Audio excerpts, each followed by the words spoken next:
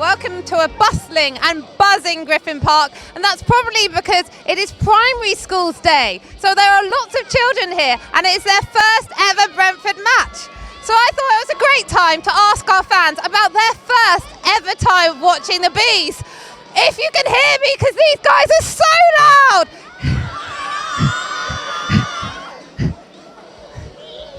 And what brings you to the match today? To watch Brentford, because what's some place for Brentford, obviously, Ryan Woods. Oh, great. So do you remember your first time you came to support Ryan? Leeds United, away at Ellen Road. So. And how was that match? Well, I think he only come on for about 10 minutes, I think. Obviously, he had a bad debut, didn't he? He made that mistake, I think. But I think he's come forward since. And do you remember the first football match you ever watched? I do, actually. Obviously, being a Walsall fan, my first game was Walsall versus Bury, at Bury. And what happened? Do you remember? I think we won about 2-1. I think, if I remember right. You notice there's lots of Europeans, Americans, all sorts around here today. Yeah, definitely. I think we've seen a lot of new fans with scarves. Or, everyone's wearing the same scarf. It's, I think it's a good time to be a Brentford fan. There's lots of fans coming from everywhere, like you said. Really, it's it's a good time. But it's not your first match today. No, it's not. I'm currently a season ticket holder. Been for about 10 years or so, it must be now. So yeah, it's been quite a while. Do you remember your first match? Yeah, it wasn't the most pleasant one. I remember getting beat by Scunthorpe 4-0 back in the Leroy Rosinia days. Things are a lot better now though, so that's always good. Can you remember one of your earliest matches? Freezing my arse off in the cold. I was probably losing dismally and just having a great time, really. Loving it. Hello, how are you doing today? Yeah, not too bad at all, really. Trying to enjoy a beef burger, but there you go. Sorry about that. I just wondered if you could remember the first Brentford match you ever watched. Yep, 1946, Notts Forest, we won 2-1. And what do you remember of the occasion? It was a big thrill because my dad just come out of the army and he said, let's go to a football match. And it's his fault I'm still here. Carling Cup, Worthington Cup final, played Tottenham in the final at the Millennium Stadium where we won 2-1. That's one of the best memories I've got anyway, where Matt Jansen scored first, they equalised and Andy Cole scored to win 2-1. So that's probably my greatest memory. We might have to clarify why a Blackburn fan is in the terraces. Why is a Blackburn fan in the terraces? Because my stepson here, he's the mascot for the day. And is he excited? Was he excited about Very it? excited, yeah. He's met all the players, he's been in the changing room, so that's why we're here. Then we're getting taken over to there afterwards. So yeah. Oh yeah, I must admit though, the hospitality's been brilliant. The Brentford club have been unreal. And probably the nicest people we've met, to be honest. They've gone out the way and done extra to make sure he's been good. So How's the programme going? You selling many? So far, yeah, going well at the moment. Yeah. When was your first Brentford match? It was 2 seasons ago. I think it was April 2 seasons ago. It was a League One game, and I remember the atmosphere it was immense. It was a shock to me how loud everyone was, and it's something I'll never forget. So you're a mascot today. How did that come about? It was my 50th birthday on Wednesday, just gone. So before the season started, I thought I want to do something special, and I thought nothing more special than leading the team out. Are you looking forward to it? Yes, I am, very much so, yes. Do you remember your first Brentford match?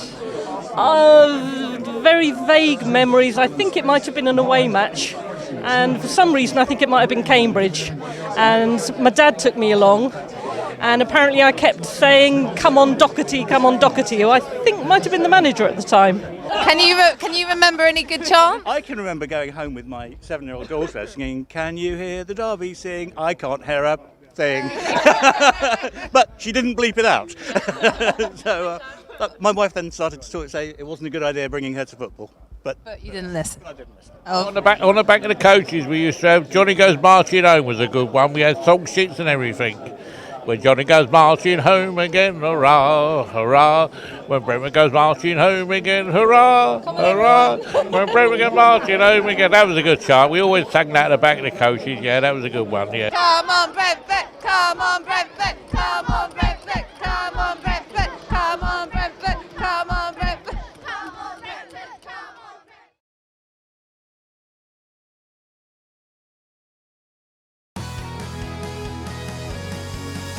Out to the left, Bidwell on the raid. He's got Mendes with him, so he has to check and come back and bring it back to Judge. Judge looks up right foot. He got a chance of a cross but doesn't use it. Goes to McCormack. McCormack in field to Yenaris, who's robbed. It wasn't a good pass, and this is a break for Forest as Dean tries to go after Makeda, who's raiding down the left now inside the area. He's got players in field, tries to dummy his man, and the ball ends up in the side netting, and Brentford have, with a sigh of relief, is dangerously uses De Vries. Woods has come across, but De Vries has got it under control, just about gets it over Sam Saunders' head. There's a collective gasp from the crowd as he played that, as Forest just come forward now, and this is Gardner as the ball comes out, and a bit of a toe poke shot. Couldn't really call that a shot, Mark, could you? I'm not. Sorry, I haven't got they've got their players back. Brentford have the ball as Colin comes forward with Woods, and he tries to play a 1-2 into the area. Goes Colin, goes to a shot, has to be saved by De Vries. Doesn't fall kindly for Brentford, and that was the first real bit of good movement from the forward to Judge in a little bit of space on the halfway line on the far side. He plays a raking ball looking for Vibe, and the ball hails up, and Vibe has scored. Oh, what a mistake! What a mistake between Wilson and De Vries. Vibe has just nipped round the side, poked his foot out, it scudded along the ground into the centre of the net, and Brentford take a 1-0 lead. And he looks like he's going to take this right-footed. Brentford got to wall everyone back, plays it through, and it comes to Button. Easy. Didn't have to move much, just had to keep his eye on it and catch it well. And to take it, and it's going to be the Irishman who hits one of those walls. I wouldn't like to say which one. And it's a break on here. This is dangerous. 4-5 against one here against Brentford, and the other one has just fallen down. And Judge has got back and taken it off the Forest man and has won a goal kick. Well, Mark, what do you make of that? Well, Forest 0, Brentford 1. Bidwell with the corner from this near side, plays it into the area. Oh, Dean was coming in there, and it's come through, and it's in! Brentford have scored again! Brentford have scored again, and Brentford go 2 up. Fantastic. There was a Dean came in on the side. I think it was. He's also looks like he's struggling a little bit. Is just keeping going for that last 15 or 20 minutes. Well, Yenaris is back on the field. Judge has missed out in midfield, and Forest can break here with a couple of players. Yenaris gets the tackle in, gets to Woods. Woods with Judge with a first-time ball through the middle, looking for Vibe, who was bundled over. He could be off there. He could be off. He is off there. That is a red. And Eric, and then it's Jokic who takes it down. It's a good turn by Osborne, but Yenaris back to Judge. Judge down to Vibe. Vibe to Vibe kick the ball properly, and he does get it back. He gets it back. He's got a chance for Canos to score. And he does. It's 3. The 3 for Brentford. Surely that seals it. Oh, Sergi Canos kept his cool. Tried to play it through to McCormack, who'd made the run, and Barbe looking a little bit lethargic against Burke, who's got a good left foot, and he needs to just be a bit careful on this side. And the ball comes across and it bobbles about a bit, nearly goes in the net. Brentford were lucky. It could have gone in. 15 seconds, I think. Thank you. And who's your man of the match, Mark? Nico Yenaris for me. Yeah. I think he's just been very tenacious. And shot comes in, Button fields and drops it down, and there is the final whistle. What a great 3 points for Brentford.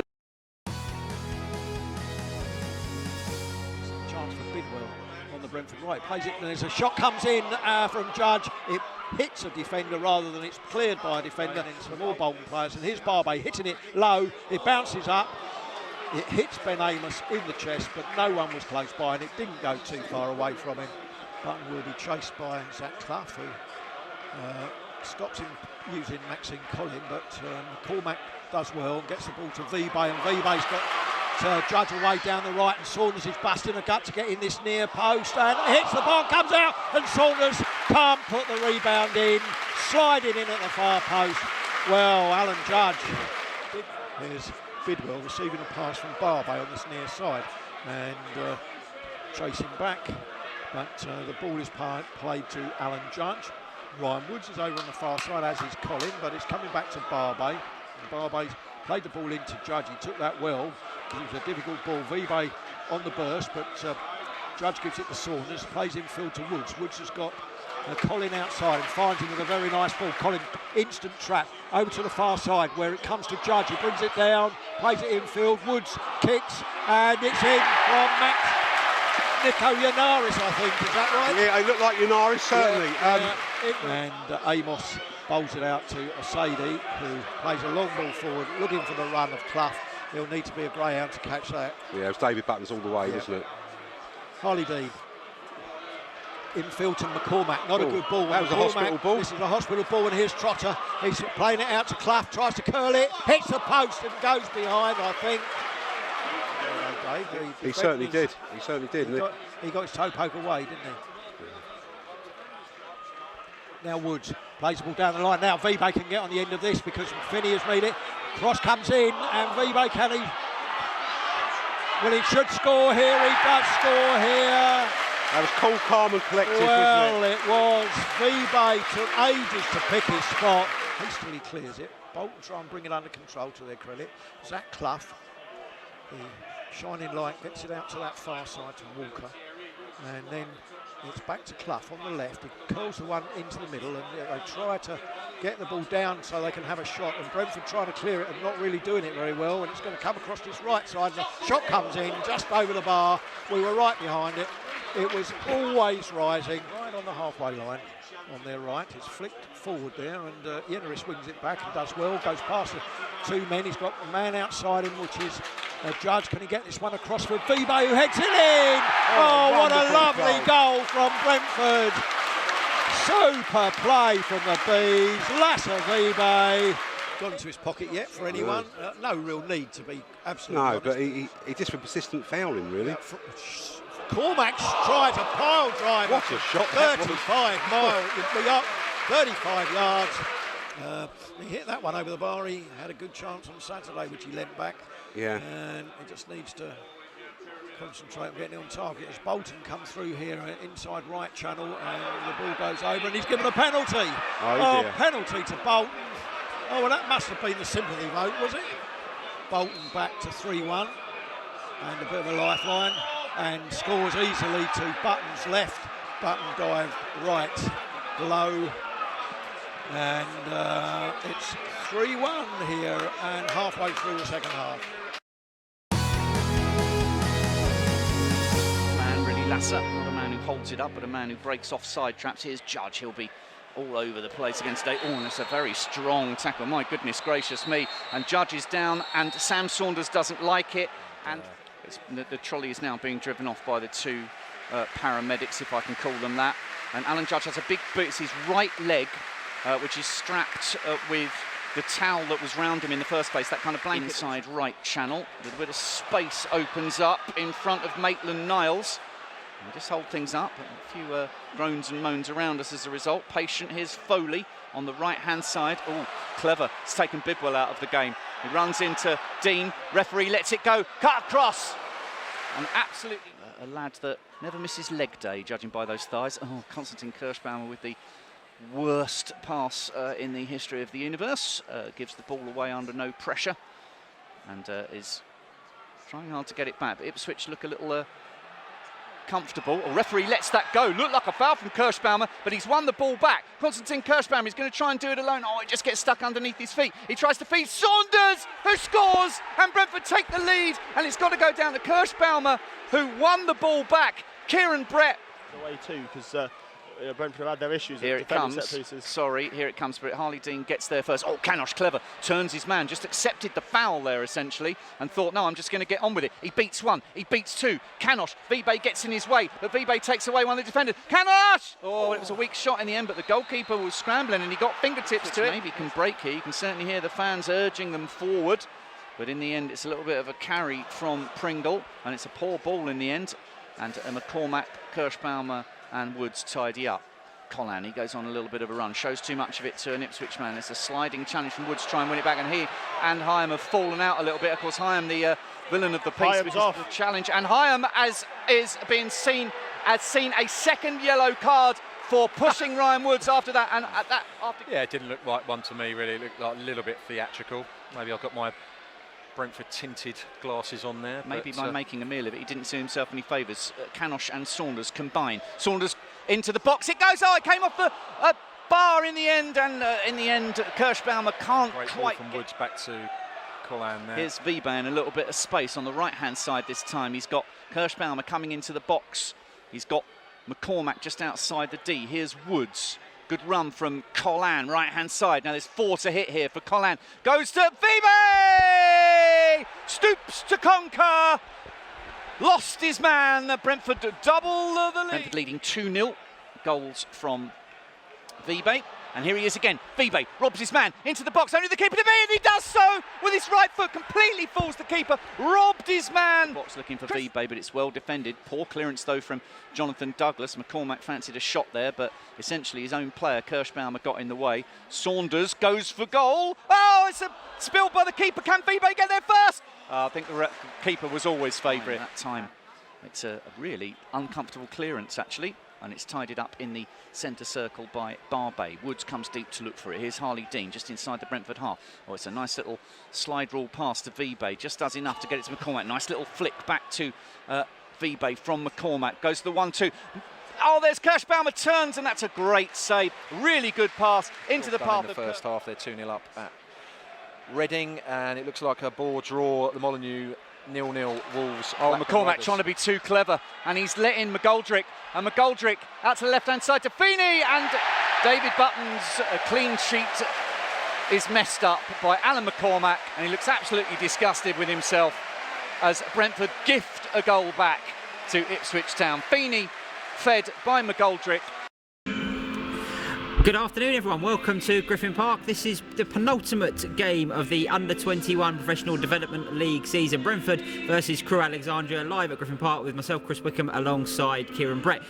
Thank you for joining us on this Monday afternoon. Hopefully we're giving you a slight distraction from some work and some distraction from the mixed news that's come out of Brentford in the last week or so. 3 wins on the bounce, of course, for the first team, but a very sickening injury to Alan Judge. That we might wander on to if we get a stoppage in play, but the main event is the Under-21 Development League match between Brentford and Crewe Alexandra, and the teams are coming out in front of you. So first of all, before we go on through those teams, a quick good afternoon to Kieran Brett. Good afternoon everybody, good afternoon everyone who's listening. The sun and the warmth have disappeared temporarily here at Griffin Park. It's clouded over quite a bit as the two sides come out opposite us here. We're in the gantry on the New Road side of the ground. The two sides are currently lining up facing the 50 to 100 people who are currently in the ground to watch the game. Crewe are in all white with black numbering, and Brentford, led by James Ferry, just shaking hands now, are in traditional red and white striped shirts, black shorts and black socks. So let's run you through those teams as they peel away after shaking hands with the referee, Mr. Deli Sotimirin. Brentford will line up with Charlie Albinson in goal. He's a trialist. Kieran will tell you a bit more about him in a minute. The back four will be Nathan Fox, Jarvis Adoba, Chris Mepham and Tom Field. 2 in the deep-lying midfield role today, James Ferry and Jan Holdak. 3 attacking midfield players, Andy Goggia, Zane Westbrook and Josh Bowie. And up front will be Bradley Clayton. Substitutes for Brentford will be Cameron Greaves, Kyan Marsh-Brown, Reece Cole and Herson Alves. For Crewe, we expect they'll be 4-3-2-1 as well, 4-2-3-1 rather. They have Dave Richards in goal. Their back four will be Jamie Morgan, Toby Malarkey, Matthew Neal and Harry Pickering. 2 in the deep line midfield will be Joe Howell and Callum Ainley. 3 attacking in front of them, Tom Lowry, George Cooper and Liam O'Neill. And the striker, Callum Saunders. They have Andre Brown, Jake Hilton, Oliver Philly and Owen Dale on the bench. Now, Kieran, 2 trialists in that Brentford team. One we've seen before, Jarvis Adoba, so perhaps a couple of words on him. But the main mention for a trialist in goal, a chap by the name of Charlie Albinson. Yes, well, just as you mentioned as well, Jarvis, left-sided centre-back. Has played a few games for under-18s and under-21s. Charlie Albinson has been with us for a couple of weeks, I believe now. He's on trial for Manchester City. Been at the club since he was 8. Signed his first professional contract earlier last season. The Man City website describes him as someone who's cool under pressure, good at one-on-ones, and very good at passing the ball out from the back, and he cites Joe Hart as one of his biggest role models. So it'll be interesting to see how he goes. He's not the biggest as goalkeepers go. It's probably fair to say that. It'll be interesting to see how Crewe are famed for their passing football and playing out from the back. But it'll be interesting to see how Charlie does under pressure. So presumably, you go on trial at this stage of the season. We see it a lot in under 18, under 21 games. He's after a contract for next year. Yes, there's two trialists in this side, boys who know they won't be at their current clubs potentially next year as either under 18s going into under 21s or under 21s who've come to the end of their contracts. You see a lot of them appearing in the last sort of month, 6 weeks of the season on trial everywhere, looking for something for the next year to keep them in the game. So it's ticked around to 1 o'clock or just after. Under 21 Professional Development League action here at Griffin Park. Crewe Alexandra, all in white, will kick us off. They're kicking from right to left as you look and as we look. Brentford in red and white striped shirts, black shorts and black socks. They'll be defending that goal away to our left with the trialist goalkeeper Charlie Albinson. Crewe about to get us off and underway. Referee is as I mentioned, Mr. Deli Sotomirin. He's checked 15 watches or so, and now he's going to finally get us off and underway. Played long by Crewe in a very un-Crewe-like manner, and Jarvis Adoba with his first touch of the afternoon is a clearance. So Jarvis, if I remember rightly, he's at Uxbridge High School, isn't he? Yes, he's a local boy. He's played a few games for under 18s recently, and also a couple of the under 21s. Obviously the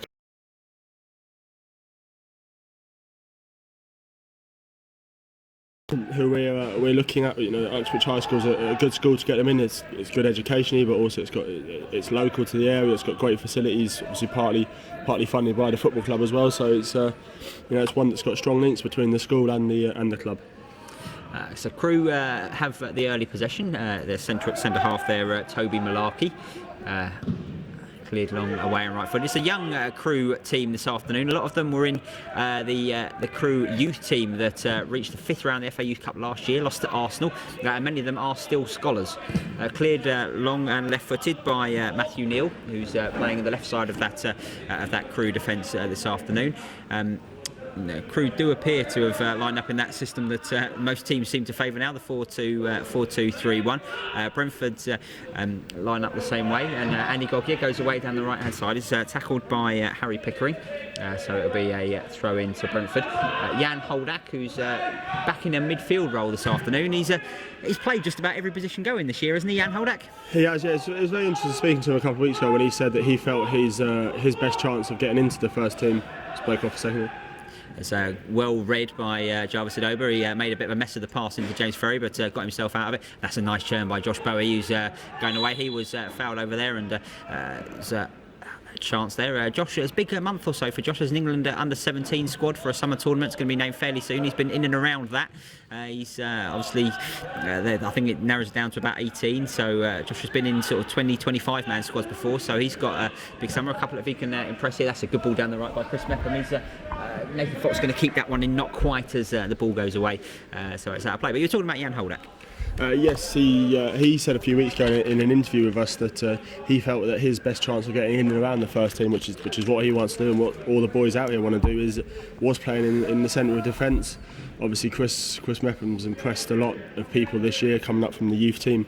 Only 18. He signs his first professional contract next year to become a full-time member of this under-21 squad. But Jan's the development squad's top goal scorer with 11 goals. So he's played in an advanced position today. He's playing more in a central sitting position alongside James Ferry, and he's played at the back. So he's played a lot of different positions this season, and he's impressed at stages this year. Obviously, the interesting, perhaps the most interesting thing about the where he's playing today is that he's alongside James Ferry, who's taken the captain's armband back. And James was on the bench for Saturday's game at Ipswich Town in the first team. His first go at first team action. He's been in and around. He's been the 19th man a couple of times. So, if you're looking for a like-for-like comparison, then James Ferry is arguably in Brentford's current 18-man squad, or however many we have left at present, and Jan Holdak's trying to break into it. So Jan Holdak has to show anyone who's watching here today, and I can't quite see who's over there, but he has to show everyone here today that, first of all, he's better than James Ferry. Yes, exactly, and obviously with Nico's illness, that gave James Ferry a chance to come into the squad, and with John Swift also out at the moment. Obviously, when John Swift comes back, it's probably a straight fight between John Swift and James for that 18th spot. With Alan Judge, obviously, going to be out for a considerable amount of time. So down the left-hand side for Crewe, it's a decent opportunity for George Cooper to put a ball into the box. He didn't make the most of it though, so it's going to be a goal kick. If you are just joining us, we played 4 minutes, 0-0. Brentford 0, Crewe 0. Under 21 Professional Development League action here at Griffin Park on a Monday afternoon. Hopefully we're filling your Monday afternoon. If you're bored at work, if you're watching Surrey, oh god, I should probably say that. I should probably practice that word before I try and say it without your boss knowing. If you are watching, hopefully there will be some entertainment. Last game here was a 4-2 win for Brentford against Crewe, but they've against Barnsley rather. It's some interesting midfield play there, and eventually it's Zane Westbrook who decides to get the ball down and get the game moving forward with Chris Meppen. Out to the right hand side to Nathan Fox, who scored one of those goals in Brentford's win here a couple of weeks ago, and now it's back with the trialist goalkeeper Charlie Albinson. Zane Westbrook has possession. He's listed as the attacking midfield player of that central three, but he's dropped back to receive the ball and he's lost it, or rather he and Ferry have combined to lose it. Crewe with possession now, with in the shape of Toby Malarkey. Matt Neal with a crossfield pass, looking for the run of right back Jamie Morgan, well read by Tom Field, and his header gives Josh Bowie a chance to break. Good defensive play by Tom Lowry. He's covered in, and now Ferry has possession just inside the Crewe half. He moves it back to Jarvis Adoba. Charlie Albinson taking a very high position, looking to get involved, looking to play, and I think that's what you come to notice more and more now, certainly at lower levels. Goalkeepers are just an extra footballer, aren't they? When your team has possession, he's the third centre half. Yes, very much so, and it's something that's crept into the game in recent... Here's Gogia breaking into the penalty area, trying to get onto a Clayton pass. It's a good defensive tackle by Toby Malarkey at the expense of a corner. That was good. Clayton dropped off the play. Gogia went past him.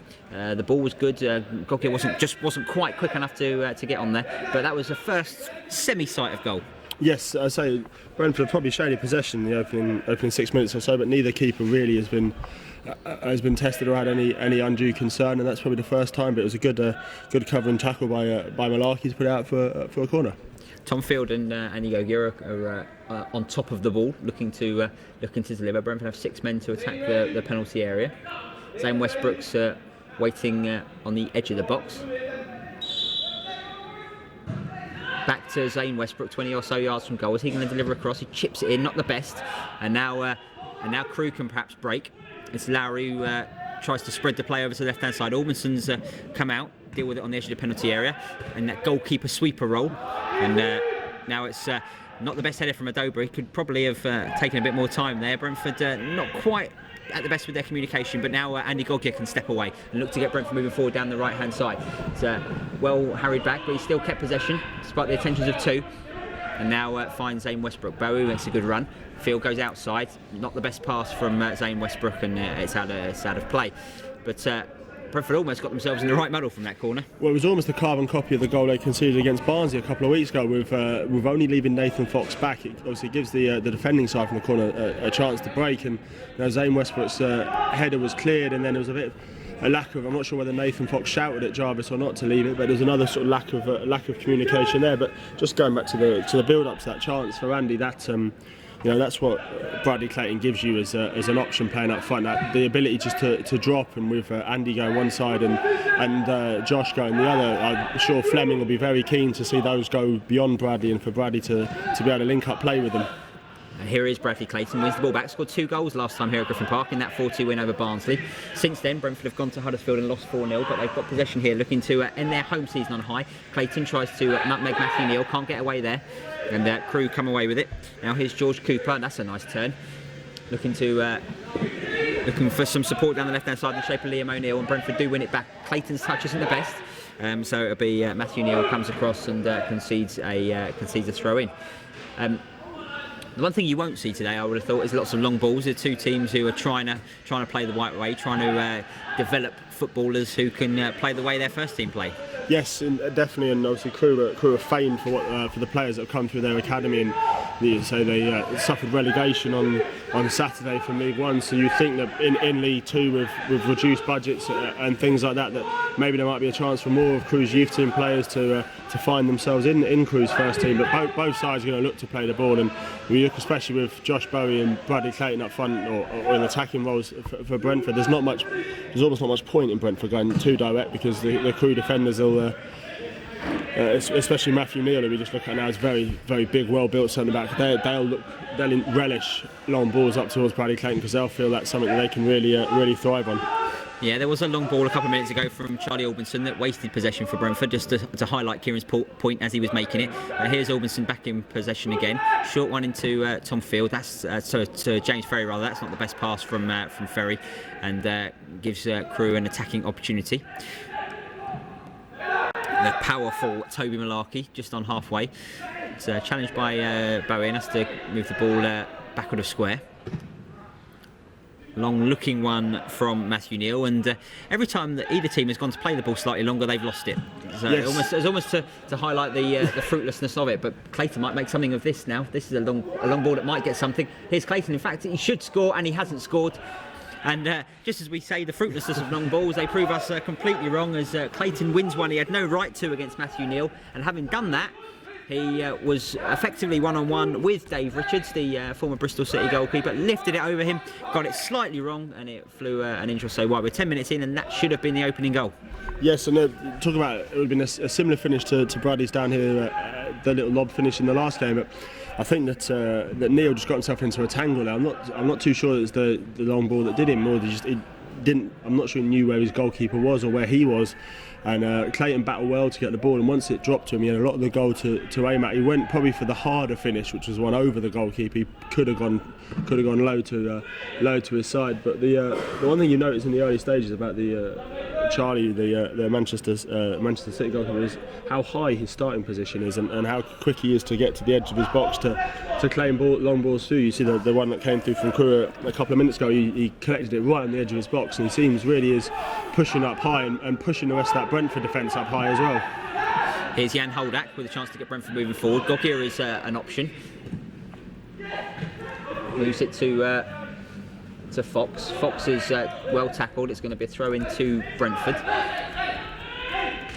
Westbrook has it, looks to turn. Holdak and Ferry help him out. Now here's Chris Mepham, who also travelled to Ipswich. He was the 19th man on Saturday. Eagle-eyed amongst the Brentford fans. Those who were in early might have noticed him warming up. And I think he also did the warm down at the end, so he got his exercise at least, and a trip on a coach. Ferry plays it long, looking for Tom Field. That is a good pass. That's a good long pass from Ferry. Field can cross. Hasn't quite got that one right, but rather than a long ball from back to front, Ferry, that was a pass looking for a specific run of a specific player, and Tom Field should probably have done a bit better with it. Yes, he got down to the byline and just looked to get back. There's 2 or 3 Brentford players making the run into their box, but he just sliced it and put it over. But you see Nathan and Tom are very keen to get forward, and that's something that they're very much encouraged to do in this side, and it's going to be a good. They're both players who like to get forward, and they're both players who started their careers further up the pitch, so and have sort of been pushed back a little bit in this Brentford system. But even if you are a full-back in this Brentford side, you still do plenty of attacking.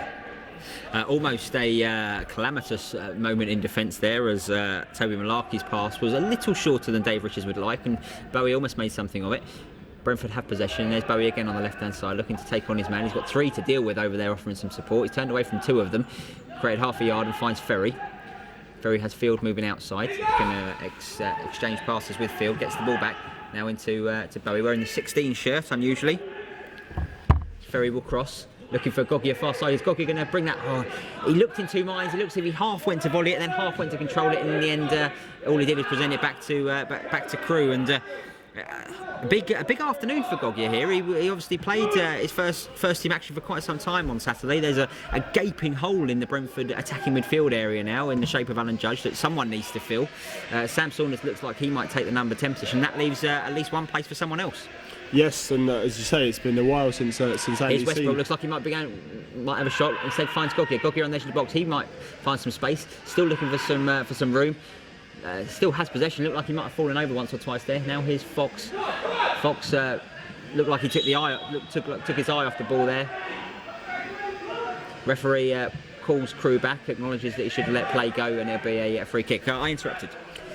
It's just, yes, obviously, as you say, that it is a while since we've seen Andy in first team contention. He's had to bide his time, and he obviously started the season in the side with a few injuries, and obviously Sergi and John Swift's arrival has seen him drop down the pecking order a little bit.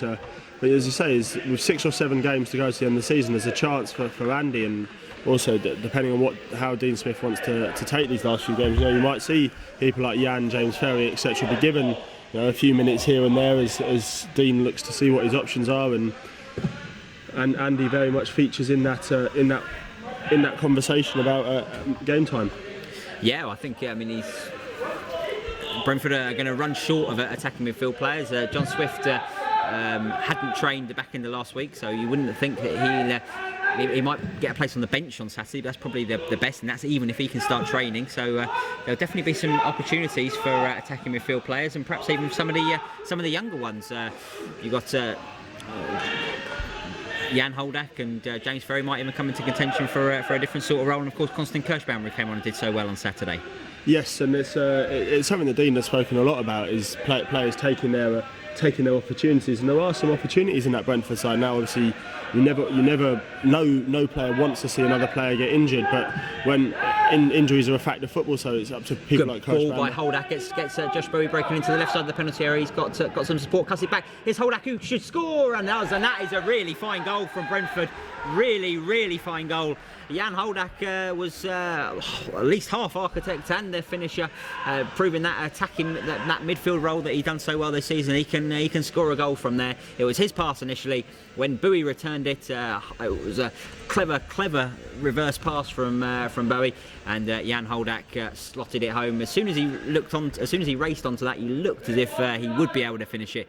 He's done so with aplomb, and Brentford lead by 1-0. Jan Holdak, he's now on to 12 goals for the season. It's his 30th game of the season, Jan Holdak, at this level. He's got himself 12 goals, and that was possibly one of the best. Yes, it was a lovely team move, and one thing you say about Josh Bowie when he's played up at this is he's got a lot of skill, and he's very good on the eye, but sometimes his end product isn't quite there yet, and that's one thing he has to work on. But that was a lovely ball back in, and as soon as Jan got into that position, there was no doubt that ball was going to find the back of the net. Here's Bradley Clayton looking to get Brentford moving forward again. Good ball into Ferry. Ferry is perhaps a fortunate touch, but he still has now field moving outside now. Here's Josh Bowie. Is Bowie onside? He is, according to the assistant. He's into the penalty area looking for some support. The support comes in the shape of Field. The cross comes in, cleared away by Malarkey. Holdak brings it down. Not the best pass. Ferry looks like he might be able to bail him out. He does so. Winning the ball back off Callum Saunders. And here's Jarvis Adoba to Chris Mepham. Westbrook for the Bees. Mepham again. So if you're just joining us, 17 minutes gone, Brentford lead by 1-0. The goal scored by Jan Holdak with a large amount of assistance from Josh Bowie. Brentford deserved that lead. Crewe have not really threatened. Brentford have dominated possession, dominated territory, and had a couple of chances through Clayton primarily before they went ahead. But now here's Crewe in possession. The left-footed Cooper looking for some support.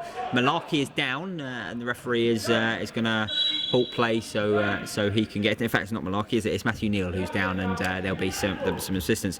17.5 minutes in, Kieran, and justifiable scoreline so far. Yes, I think you'd say that. I mean, Charlie Albinson's had very little to do, and in general the Brentford defence have had very little to do in this first 15 or 16 or so minutes, and Bradley Clayton went close with his effort, and then it was a lovely move that from Brentford with the give and go from Jan Holdak, and then steaming into the box and slotting it home, and you could just hear when the goal went in. Fleming Pedersen down below was delighted with it, because I know that's a goal that they'll have been working on, that second run in off the 1-2 and the give and go, but it's been a good performance so far from Brentford. Obviously last time out they suffered disappointment losing 4-0 to Huddersfield. There doesn't seem to be any hangover from that, and they've started brightly, and you feel like another goal or two before half time and you could see the side really open up in the second half.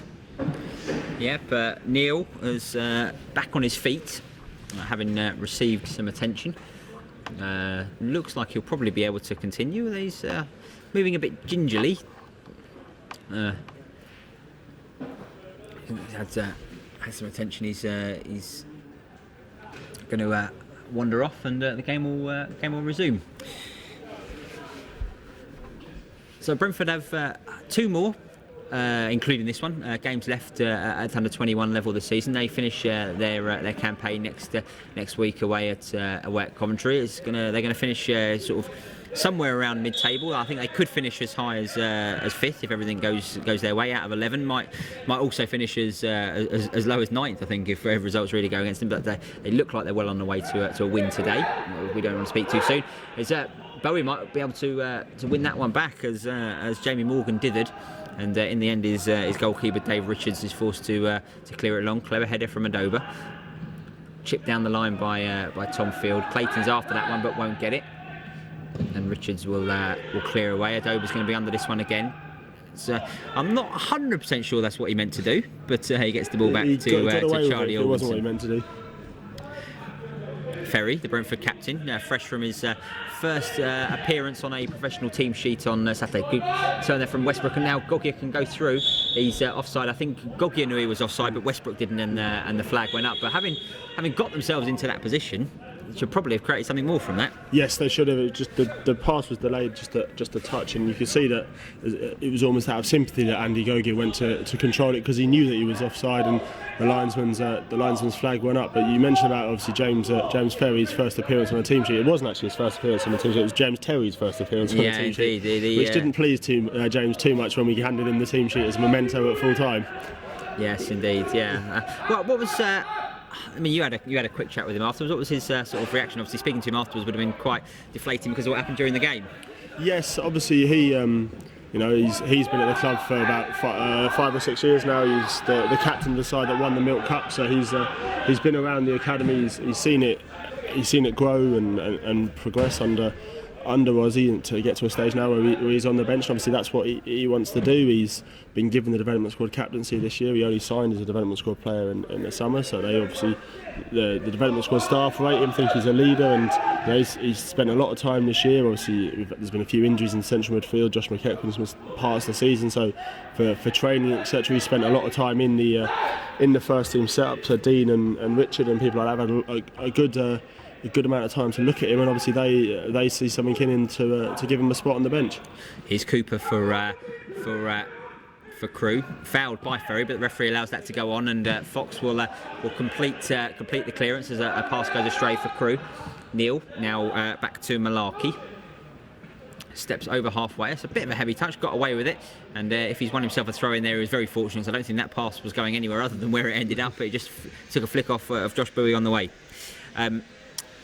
Midway point in the first half, just about. Brentford 1, Crewe Alexandra 0. If you're watching, you're watching on the Brentford FC YouTube channel. Chris Wickham and Kieran Brett on a Monday afternoon that's getting progressively colder, and it looks like it's going to rain in a minute, which our photographer Mark Fuller won't like. 1-0, and it's Jan Holak who scored the goal, but Crewe have a free kick 10 yards or so outside the Brentford penalty area on the right hand side, and they've haven't yet created much, Crewe, but this perhaps is a chance, because Malarkey's the most powerful player on the pitch. Yes. I'd say the Brentford defence have had very little to deal with in the first open 20-22 minutes of this first half, and it's a good opportunity for them. It's going to be swung left-footed, so they're going to aim for that far, trying to bend it in for that far post, and if someone gets a touch on it, or if it flies directly in, they're going to look and target that back post area with the defenders lined up towards the back post. Cooper delivers it poorly. Ferry heads away. Crewe still have possession. There's a chance to chip one over the top. Albenson is racing out of his goal, and not the best clearance. It's Harry Pickering can return it back as here's Liam O'Neill, and into the box to Cooper, and he has scored. And Brentford have made a bit of a mess of that. The clearance from Albenson wasn't very good. Brentford never really got back into their shape. Pickering, Liam O'Neill set up George Cooper, and George Cooper has smashed it into the corner to make it 1-1. Yes, it was. I think Albinson probably made the right decision to come and try and clear because there was no covering Brentford defender. It was just a very poor attempt at clearance, and then Pickering did well. He could have tried to be the hero and go for the shot from where he was, but he slipped it inside, and then the ball was cut back on the left hand side of the box. It was a lovely finish from Cooper into the past Albinson, who didn't really have any time to react to it. 24 minutes played and it's now 1-1. Brentford have dominated the first quarter, but they find themselves level. George Cooper, arguably the most experienced player on the pitch certainly in terms of English league football. Played 44 league games for Crewe, all at League One level. So he's definitely got something about him. And here he goes away down the left hand side again. Cooper. He's looking for some support. Still got possession down on this near side. Crewe. Immediately their passing's crisp. It's almost like the goal has given him a bit of a lift. Malarkey and Neil, the centre halves, tissue now attached to his nose. Presumably there was a head injury he was down with earlier. Free kick goes Crewe's way for a foul by Fox. Not 100% sure about that one, but the referee has deemed it.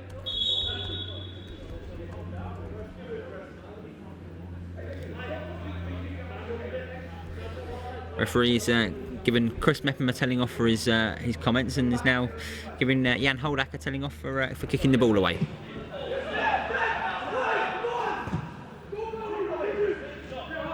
Malarkey with possession for Crewe. There's a little tug there by Clayton, almost enabled Westbrook to win the ball back. Tom Lowry just about kept possession, and Malarkey completes the defensive job with the ball back to his goalkeeper. And now here's Malarkey again. Steps away from Clayton, probably a bit too easily, really. And now here's Cooper, who's everything's going through him for Crewe. Chips it over the top, hits Holdak. Might bounce, fortunately for Welsh under-21 international Saunders.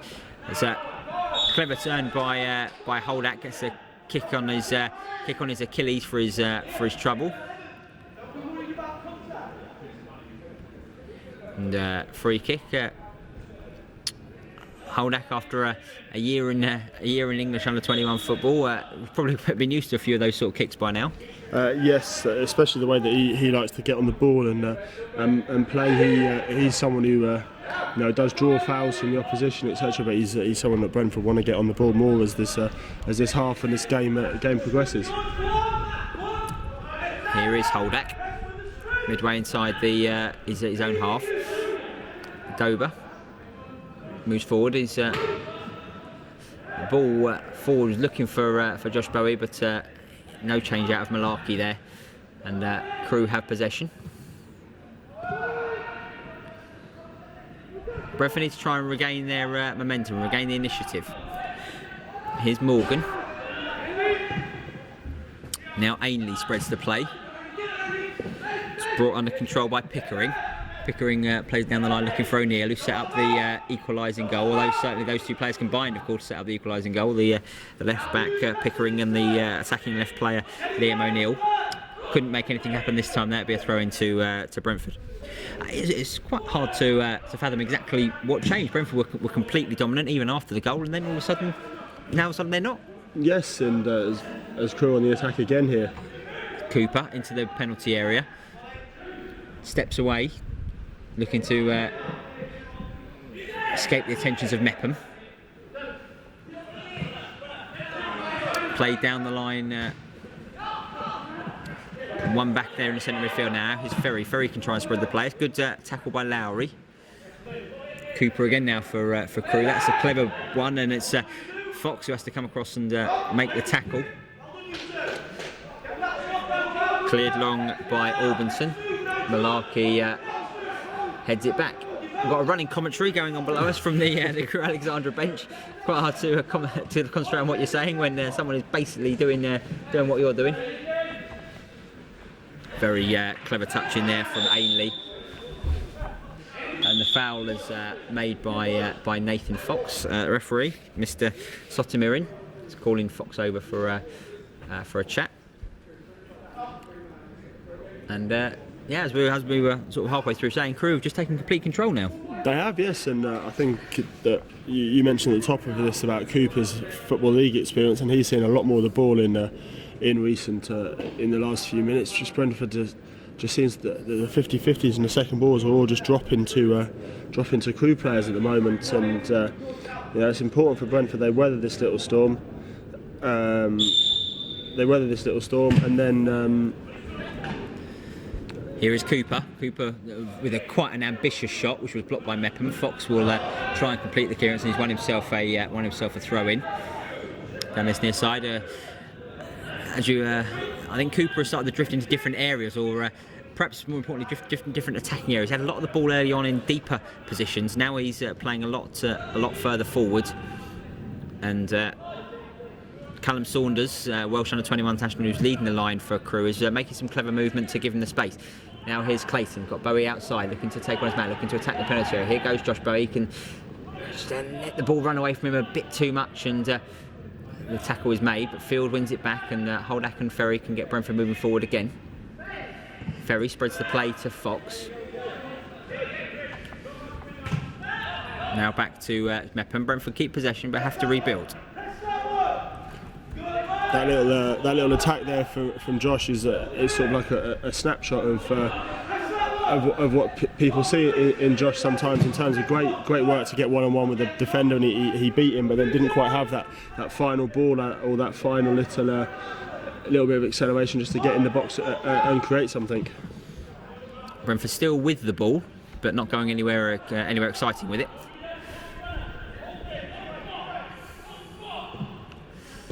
Gogier was looking for a ball over the top. Instead, it goes short to Bowie and back to Ferry.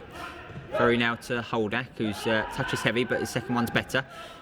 Challenger comes in on him by Joe Howell, and now Westbrook can get Brentford moving. Nathan Fox is offside on this near side. We've reached the half-hour mark, and a decent opening both for Brentford and for the game itself has gone away. Yes, it most definitely has. Brentford were in total control at 1-0 up, and then there's a little till just that error for Crewe to equalise 5 or so minutes ago, and ever since Crewe have equalised, it's been a very different game. Brentford haven't really been able to get on the ball. When they have been on the ball, Crewe seem a bit sharper in the challenge, a bit quicker to close down, and haven't afforded Brentford real time and space to build attacks. Ferry with a ball out to the left, looking for Bowie. Bowie tries to get Tom Field in behind. The idea was right, the execution was slightly wrong. I think what we're also seeing from Crewe is their wide midfield players attacking in a lot more when Brentford have the ball. I just noticed there that they almost set up 4-4-2 when Jarvis Adoba stepped out of defence. So I think they're happy for Cooper to be further up the pitch where he can have more of an influence, and the wide players are doing a bit more of his defensive work. So makes it harder for Brentford to break through those two lines of four. You hear it spoken about a lot. 2 lines of 4, well organised, and Brentford have to do something to open that up. Here's Jan Holdak. He did something earlier, scored Brentford's goal. Clayton with a chance to get Brentford moving forward. It's now Gogier attacking the penalty area. Gogier tries to cut back inside, goes outside. Now Fox with a rather aimless cross, but reaches Tom Field. Field with a better ball in, looks for Ferry. Shot was blocked, so Field has another go. Westbrook now as Brentford look to start again. Nice interchange between Ferry and Holdak. Holdak will go for goal. His left foot, he's hit the inside of the post. Here's Josh Bowie. Brentford still with a chance. If Bowie can do something with it, he couldn't. He went for goal.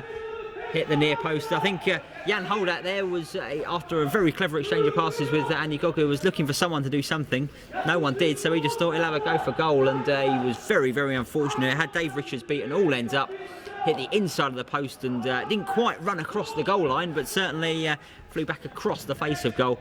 And Bowie should probably have done better than drill the loose ball into the side netting. Yes, and again there again there, Andy, that little sharper, quicker interchange, just moving the Crewe defenders, something we saw for the first goal. But that's what Brentford have got to be doing. You mentioned about the two lines of four and the two banks of four. The way you get around those with the quick pass and move, and that's what Brentford did. There was a lovely little 1-2 between Andy and Jan, and it just opened up the space for Jan. He looked up. I think he was looking for the run of Bradley Clayton, but Bradley was marked out of the game, and so he just decided to say let fly from 25 yards, and it was Dave Richards was beaten in the home goal, and it was inches away from finding that bottom corner. For those counting your football cliches, of course, the best way to get through your two banks of four is to run between the lines, and that's what Brentford need to do. Crewe looking to keep possession now. They're more than capable of doing that, of course. They've got players who've been schooled the right way. Chip forward looking for the run of Saunders. The Welsh under-21 international's got away from Fox a little bit down the inside left. He can look to cross. A good one in, and Mepper makes the challenge at the expense of a corner. Clever movement there, both from Saunders and Cooper. When Saunders delivered the ball, Cooper looked like he might have got half a yard, but Mepham was alert to it, made the challenge at the expense of a corner. Yes, Chris managed to just stretch out one of those long legs and deflect it behind him. It was a similar little move as it was for the Crewe goal, with Cooper just running across there, and it looked like, as you say, Chris, he just got there ahead of Mepham, but Chris managed to get a long leg out there and just deflect it behind for a corner. Corner for Crewe, delivered low, flicked on at the near post, flicked away by Mepham, and not too far now, but Bowie's got away from Malarkey. He was fouled by Malarkey 2 or 3 times. He's been allowed to go on, and I think Malarkey should probably go into the book for that. Even at that level, that was cynicism of the highest order. He knew exactly what he was doing there. What I would also say is that having got the half a yard, having escaped the attentions of Malarkey 2 or 3 times that he tried to haul him back, Bowie had 3 men moving away to his right hand side, so he should probably still have played the pass. Yes, it would have been a great opportunity for Brentford to break there if he could, because obviously Malarkey and Neil were both up for the set piece, and the Brentford players breaking just down below us here on the right. But Josh I suppose Josh was probably too preoccupied with trying to actually beat his man that he didn't maybe have time to look up or didn't hear a shout to play the ball, because as you say, he probably got half a yard on Malarkey a couple of times, or he could have just played the ball, but he didn't. Clever pass from Holdak out to the right hand side, looking for Fox. Fox is trying to get away from his man, and he's done. He's into the penalty area now. Fox, can he deliver it back to? It's fallen to Clayton on the edge of the box. Can he find room for turn? He can't. The ball is cleared, and now Crewe can come away with it. Fox looked like he might have opened Crewe up there. There's a good tackle there by Holdak. He can't quite get. Doesn't quite fall for a Brentford player, and it's cleared away, and we're back to a lively game again after 10 minutes or so of quite dull action, it has to be said. Crewe equalised 25 minutes in, and the game went into a bit of a lull, but now Brentford are starting to find their rhythm again, and the game's better as a result. Now here's Mepham. Looked to get Gogier in behind. It was a good interception there from Harry Pickering, but Westbrook's trying to win that back with the help of Gogier. So good challenge in there from Matthew Neal. Needed to be. Gogier was through on goal if he got that one wrong or failed to make it. Now here's Fox and Holdak just inside the centre circle. Everything to his left. Ferry can move the play over to Field. Field looks like he's trying to exchange passes with Clayton. Clayton takes an extra touch, and now Mepham will come and join the attack. Mepham looks like he might be trying to line up a shot. Tried to exchange passes with Westbrook. In the end, the clearance has to come from Harry Pickering. His goalkeeper did it, and Brentford starting to build up a head of steam here. Now here's Mepham. Mepham trying to flick it around the corner to Clayton. Mepham again. Ferry's fielding defensively, so Mepham can stay forward if he wants. Now here's Bowie. Back to Westbrook. Westbrook to Tom Field. Field back to Westbrook again. Mepham still up in support. Westbrook into Mepham. Mepham to Ferry. And Crewe have eventually pressed Brentford into an error, and there's a chance. Lowry looked like he was going to go for goal. He did go for goal, didn't he? He tried to have a shot there, Tom Lowry, after another poor clearance from Charlie Albinson. Got that one slightly wrong. 8 minutes or so to go to half time. 1-1. Here's Jan Holdak. Mepham now with the ball for Brentford. Looking for someone to do something, Mepham. No one does, so Mepham stays with the ball, and now back to Nathan Fox, who almost opened up Crewe a couple of minutes ago. Fox. Should Brentford have been able to do it slightly better from when Fox got into that position? Probably, yes. The interesting thing you mentioned about a couple of times that Brentford have looked to get in behind. You see Bradley Clayton just making the run there. Chris Mepham and Jarvis had the ball, bring the ball out of defences. But one thing Bradley Clayton probably won't do as much as some other strikers is probably go in behind. So he's more likely to drop deep and try and link play up. So that does sort of make it very, very congested. And that's why you see a few times they've looked longer down the side to try and get Andy and Josh in behind. Yeah, so but when the longer ball does come to someone who's gone beyond Clayton, that's when Brentford have looked dangerous. Fox has got in a couple of times. I remember early on, Bowie and Field both did. And when the striker drops off, gives the centre halves a different set of problems. Here's a Dober for Brentford, approaching the last 5 minutes of the half. 1-1, Mepham. Now to Clayton, is a clever turn. Clayton's looking for some room, finds Westbrook. Westbrook out to the left-hand side to Field. Back again for Westbrook. Exchanges passes with Ferry, leaves it to Field. Field looking to attack the penalty area, or win a throw-in, or win a corner, or win something. And Josh Bowie has won the ball into the box. Bowie to the right to the byline. Can he find some support? He can. Clayton who scores. And the Crewe Alexandra goalkeeper Dave Richards is most unhappy that Brentford have taken the lead. The ball comes flying towards us in the gantry. Good work there from Field on the left-hand side. Won the ball back with the support of Westbrook. When Bowie got into the box, this time he did deliver the right pass at the right time, and it was Bradley Clayton who scored. So another goal for Clayton at Griffin Park, and another assist for Bowie, who's we mentioned about end product and final ball and getting it right. He's got it right more often than not today. He has, yes. He's been impressive today, Josh, and it was good battling by Tom Field in the first place up against two defenders to win that ball back, and that's exactly what Josh Bowie wants. He wants to. He was up against Toby Malarkey. There was this big strong man, but he's not going to be. He's not going to be the quickest on his feet, and he's not going to be able to match Josh Bowie for acceleration and agility, and that's exactly what Josh had there. He just sort of stood his man up, jinked one way, got round the outside, and Neil knew he couldn't bring him down because it was going to be a penalty.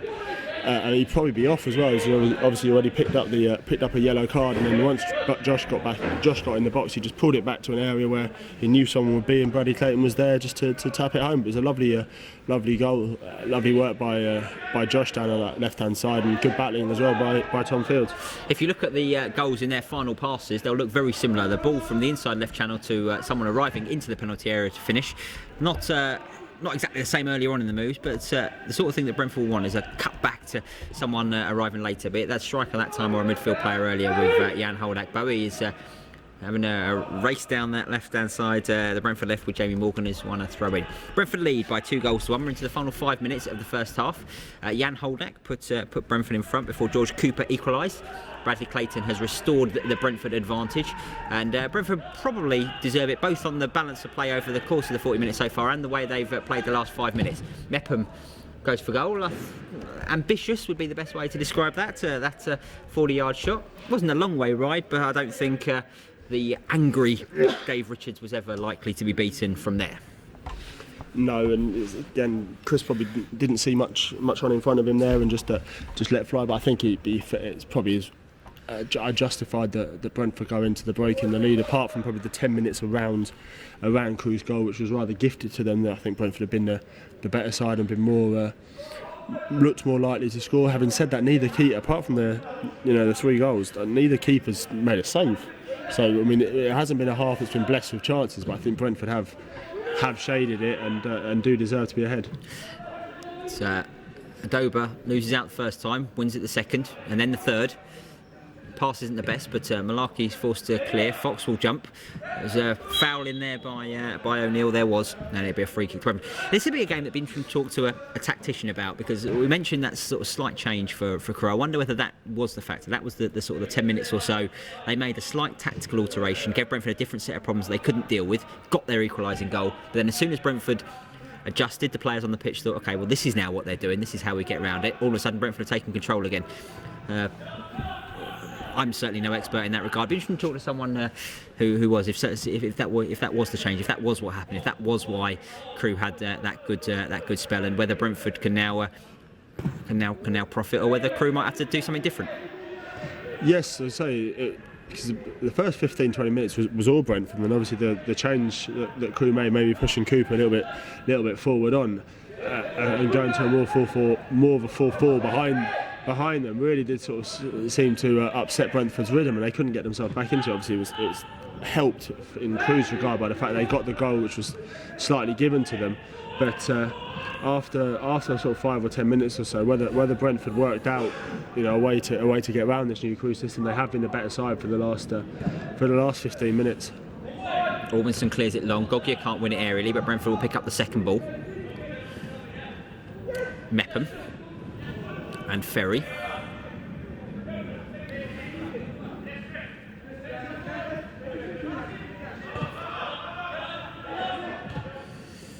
Confident pass from Ferry across his own back four. Adoba can now step out with it, perhaps. Probably turned a bit more tightly than he needed to in that situation, but now Jan Holdak, Brentford have made 10-15 yards up the pitch. Perhaps they can another few passes, get them going again. Ferry again into Westbrook. Holdak.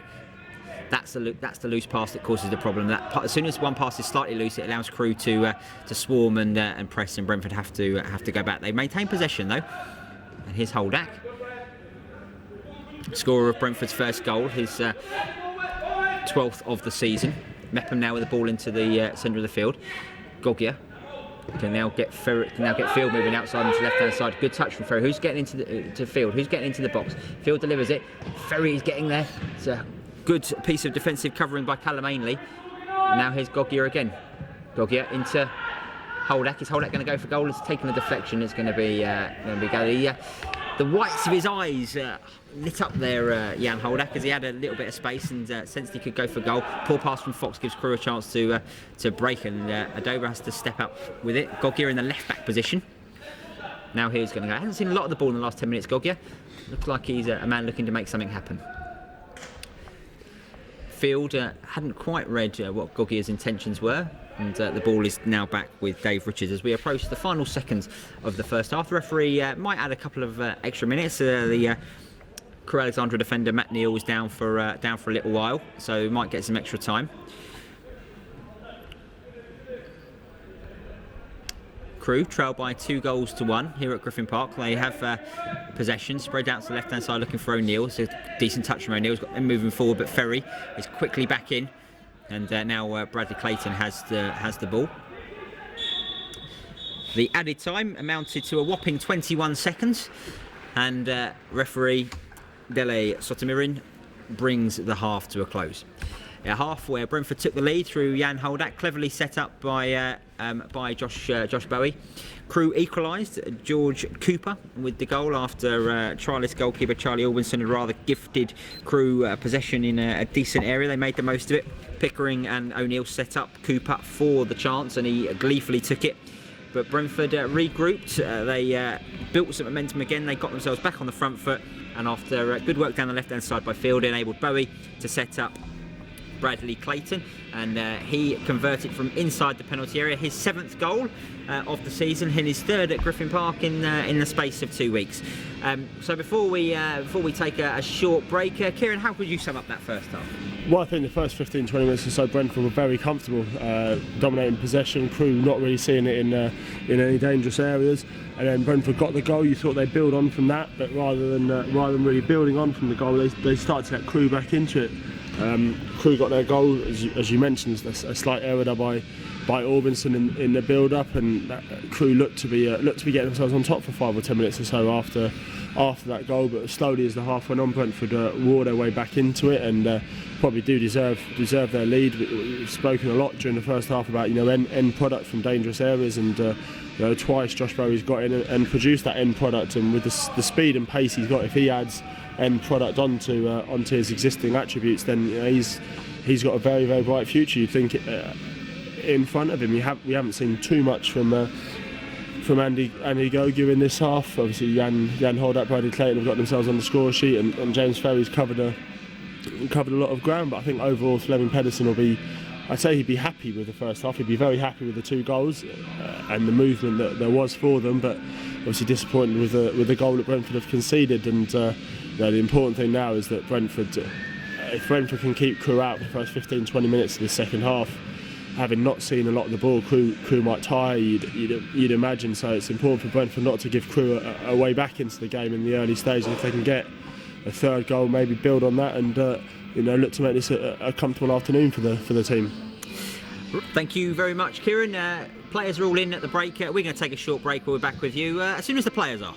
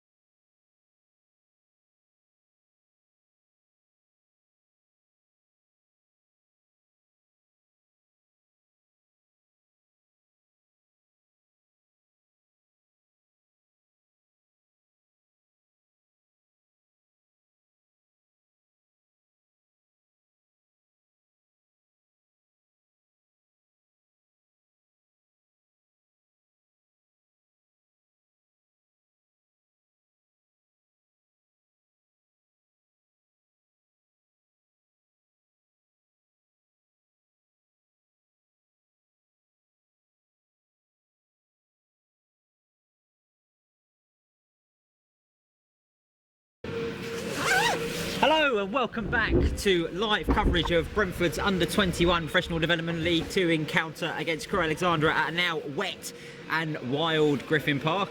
Thank you for joining us. Thank you for taking time out of your busy working day to be with us. My name's Chris Wickham. I'm here with Kieran Brett. You're watching live on the Bees Player YouTube channel. Cameraman away to my right is Billy, just bringing up to speed while the players are joining us. And Sean Ridley is powering us all from the office. I think he's got a working laptop this week, so we should be able to stay with you for the entire duration. If you are just joining us, Brentford lead by 2-1 at half-time. The goal scorers were Jan Holdak, who put Brentford in front, and then Bradley Clayton, who has restored that advantage. George Cooper scored for Crewe. And we've come back to you because we were expecting action to get underway, but it doesn't appear as if too many players actually want to play, to be honest. Brentford have got about 3 or 4 out there. The referee's not too bothered. Might get going in a little while, Kieran. It's all got a bit Sunday League all of a sudden, just like players dripping out of the dressing room as they feel it. James Ferry's been out on the pitch for about 5 minutes with most of the Crewe teams. There's a few more of the Brentford players coming out now, just passing the ball around. The weather's taken a decided turn for the slightly more wintry. You can probably hear the rain over the microphones banging down off the roof on top of us. And James Ferry and Jan Holdak just sharing a joke about the weather in the midfield there. It's one thing Jan will probably have learned about having moved to England is the amount that English people talk about the weather. So I think he's joined in with James Ferry there as the rest of the Brentford players make their way out. Obviously we've got to wait for the coaching staff to make their way across the pitch here at Griffin Park to the dugouts below us before we can start. So looking over to the stand opposite us, probably say about 100 to 100 and just over 100 fans in here this afternoon watching this match live at Griffin Park. Brentford's final Under-21 home match this season. Yeah, the final one. They've got one more to come, which is away at Coventry next week. There'll be coverage of that, albeit not live coverage. We'll have some updates and some post-match reaction for you. Brentford currently sit 7th in the Under-21 Professional Development League table. Should they win, which looks likely at the moment, but by no means certain, they will move level with Queen's Park Rangers and Crystal Palace, who are above them in 5th and 6th. But QPR and Crystal Palace both have 3 games left to play. In fact, Brentford have played more games than anyone else in the southern section. They only have 1 to play, whereas lots of teams up the top have a lot more. Charlton lead the way. They look like they've secured a top 2 finish, which puts you in the end of season playoffs. Millwall, Cardiff and Colchester battling it out for that second place. We've had a change for Crewe Alexandra, which is Oliver Finney is on. We'll try and spot who's gone off in a second. Brentford don't look like they've made any changes. We're just about to get ready to go, and we'll run you through those teams. It'll be Charlie Albinson, trialist goalkeeper from Manchester City, in goal for the Bees. They have at the back Nathan Fox, Chris Mepham, Jarvis Adoba and Tom Field, who's actually now in an attacking position here. He looks like he might be able to create a chance into the box. It's Clayton looking to turn. Perhaps Bowie can have a shot at goal. He can. It's a good save, but Clayton might finish it off. Oh, Clayton's offside. The goal won't count. Brentford almost with the 3rd goal within 20 seconds of the start of their second half. Really good play from Brentford. Good move down the left-hand side from Field.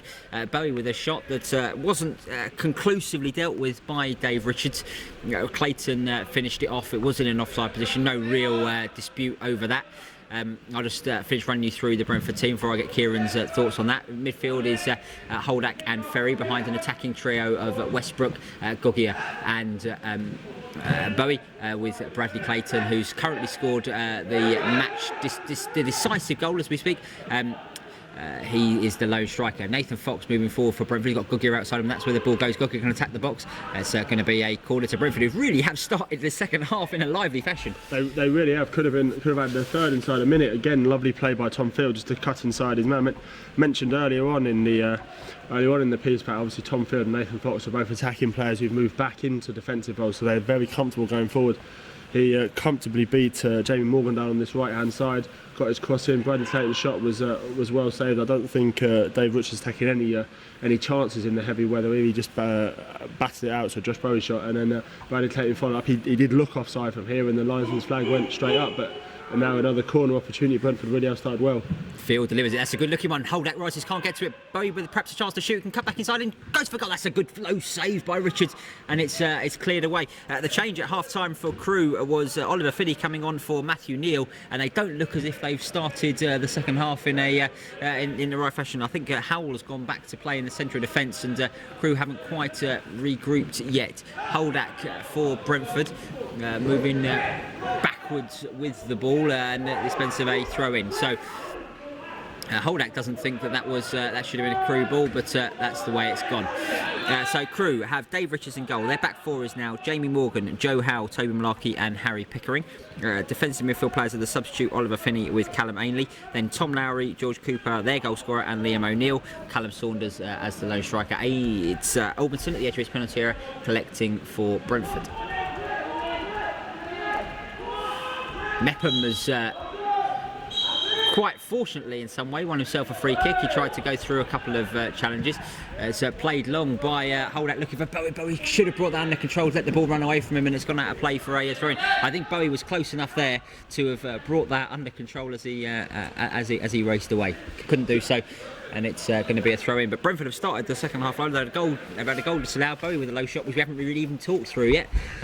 It's well saved by Dave Richards, and Brentford looking to put this game to bed. They very much are, yes. And the shot from Bowie, when the ball dropped to him on the edge as Crewe half cleared a corner, the way he's shaped, you thought he was going to try and put it high to Richards' left, but he went low to Richards' right, and it went through a few bodies, and he did well to stop it. Here's Liam O'Neill going through on goal left side. Mepham's racing back urgently, but the shot eventually from Luke Neal is very poor, and he knows it's poor as he goes away. Mepham did well there to get back, but it was Callum Saunders who put Liam O'Neill away, and as the rain comes down, the game has slickened up, and all of a sudden we've got an end-to-end contest. There could have been 3 goals inside the first 3.5 minutes at the start of the second half.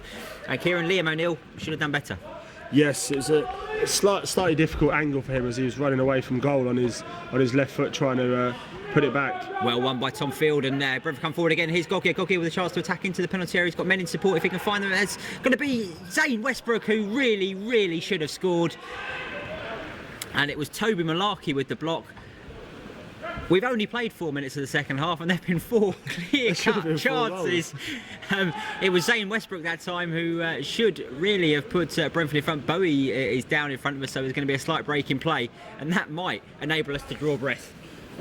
Yeah, it's been a very end-to-end start to the second half here. I mean, Josh Bowie's been twice denied by Dave Richards. Liam O'Neill's gone straight up the other end. He could have scored, and then Zane Westbrook, I think he just thinks all he's got to do is get out on target and it's in. And Malarkey's just got body in the way and knocked it behind for a corner. It's one of those, I think, the Zane Westbrook chance that you probably commend the defender for getting in the way, but it's one of those where Zane should have given him absolutely no chance. I don't think he caught the ball very well at all, and just gave Malarkey a chance to get across and knock it out behind. But we've been 4 minutes into the game. We've probably had 4 clear-cut chances. Yeah, it's been an exciting opening. If you are watching us on YouTube, perhaps in your lunch break, or watching while you should be doing something else, then at least the start of the second half will have entertained you. Brentford perhaps need a goal to show for their efforts. They do have a corner, which Field and Gogia look like they're going to take. I'm sure it'll be Field again who swings this one in. Brentford have one fewer player in attack this time, as Bowie is off the pitch, having received some attention. Look like he'll be okay, but Brentford attack with fewer men. Here's Field. That's a good looking ball again. Mepham rises. Clayton challenges on the edge of the box. Not the best though, and now Crewe can break. Brentford are streaming men back in support. They've done very well to get men back there, and Bowie makes the challenge, and James Ferry will deal with it. Gogia over on that right hand side, looking to get onto that Ferry pass, and it's headed away by Harry Pickering at the expense of a throw in, and there's no sign that this is going to quieten down yet. 6 minutes in the second half, Brentford lead by 2-1. It's rip-roaring end-to-end stuff now. You're watching live on the Brentford FC YouTube channel, cliches and all. Here's Andy Gogia for Brentford. Back to Mepham. And now to Charlie Albinson. If you weren't here at the start, Albinson had been at Man City for quite some time on trial at Brentford. No certainty, but we assume it's because he's going to be released at the end of his current deal and looking for a club. Here's Bowie. He's fouled, but Brentford still have possession in the shape of Westbrook. Bowie with the ball again now, looking to go down the left-hand side, gets away from Cooper, now feeds it into Field, and clever exchange of passes, and Bowie into the penalty area. Can he cut it back? He can't quite do so. Field's offering some support. Field looks to turn, Brentford win a corner, and Josh Bowie's back on his feet, having received some attention. Looks like they're giving him some go faster gas. Yes, he's been very impressive in this so far in this opening 50 minutes or so of the game. But again, Tom Field's worked linked up well with Josh on this left-hand side and won another corner. So this one is going to be taken on the Brentford left. Gogia will curl it in with his right foot. There's plenty of men to aim at. It's a good-looking ball, looking for Holdak. Westbrook will turn, but can't quite do so. He fouled his man there as the ball was going away, and I think Westbrook will probably go into the book there for his foul on Lowry. I think that's very similar to what Malarkey went into the book for in the second half. Not quite as cynical. He only had one tug rather than the 15 or so that Malarkey managed.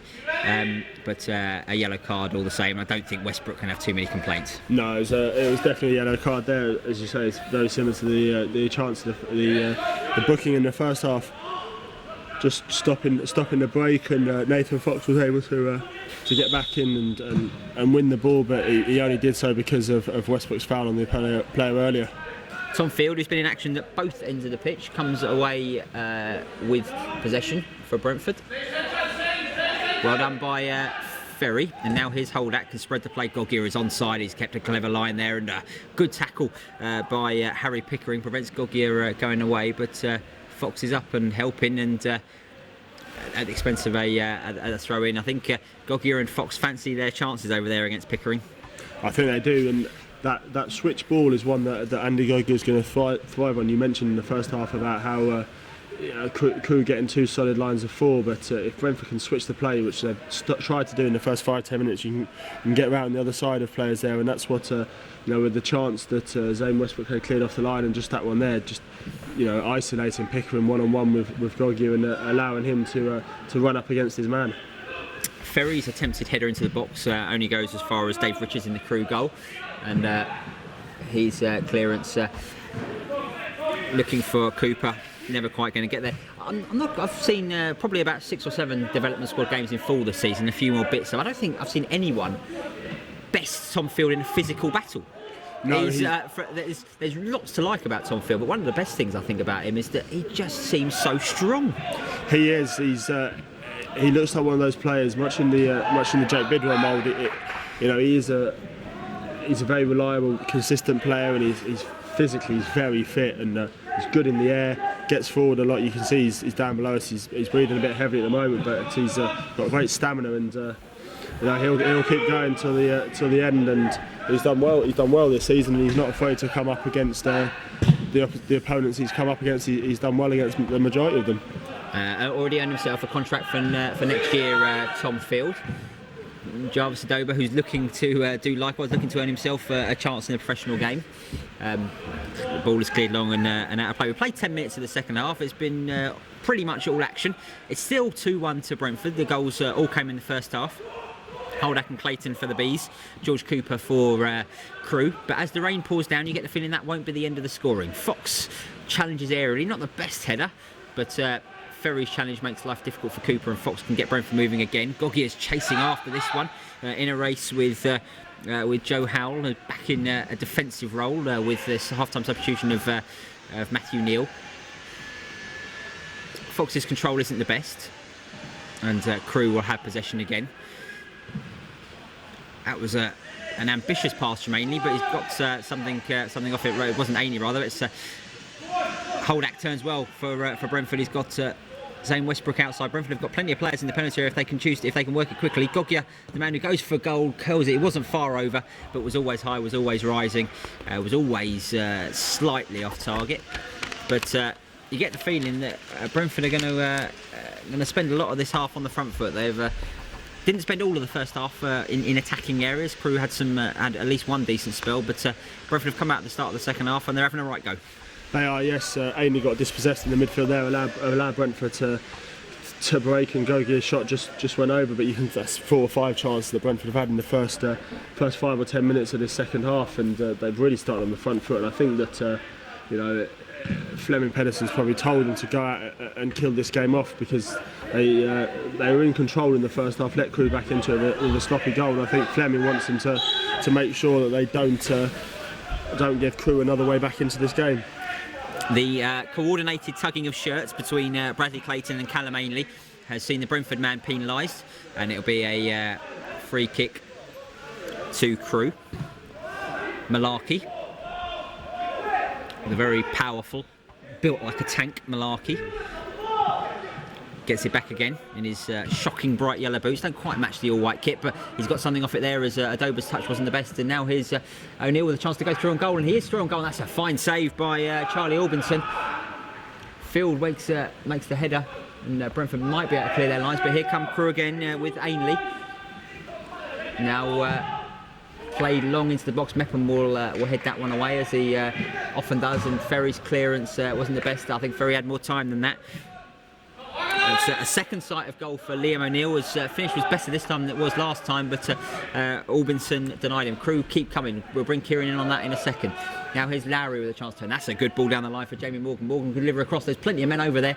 Mepham, his touch is slightly heavy, and Mepham's been caught really, really poorly there by Tom Lowry.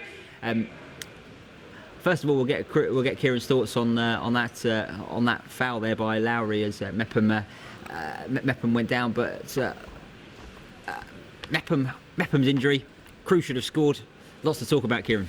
Yes, it was. I think Mepham had time to control the ball there in the 6-yard box. He just overran it, and because of the area that it is, I think Lowry thought he could fly in and possibly nick the ball, but Mepham was always going to win that, and he's just sort of caught him on the ankle, top of the foot there, and he's deservedly gone into the book for that. But the chance before that, it was interesting.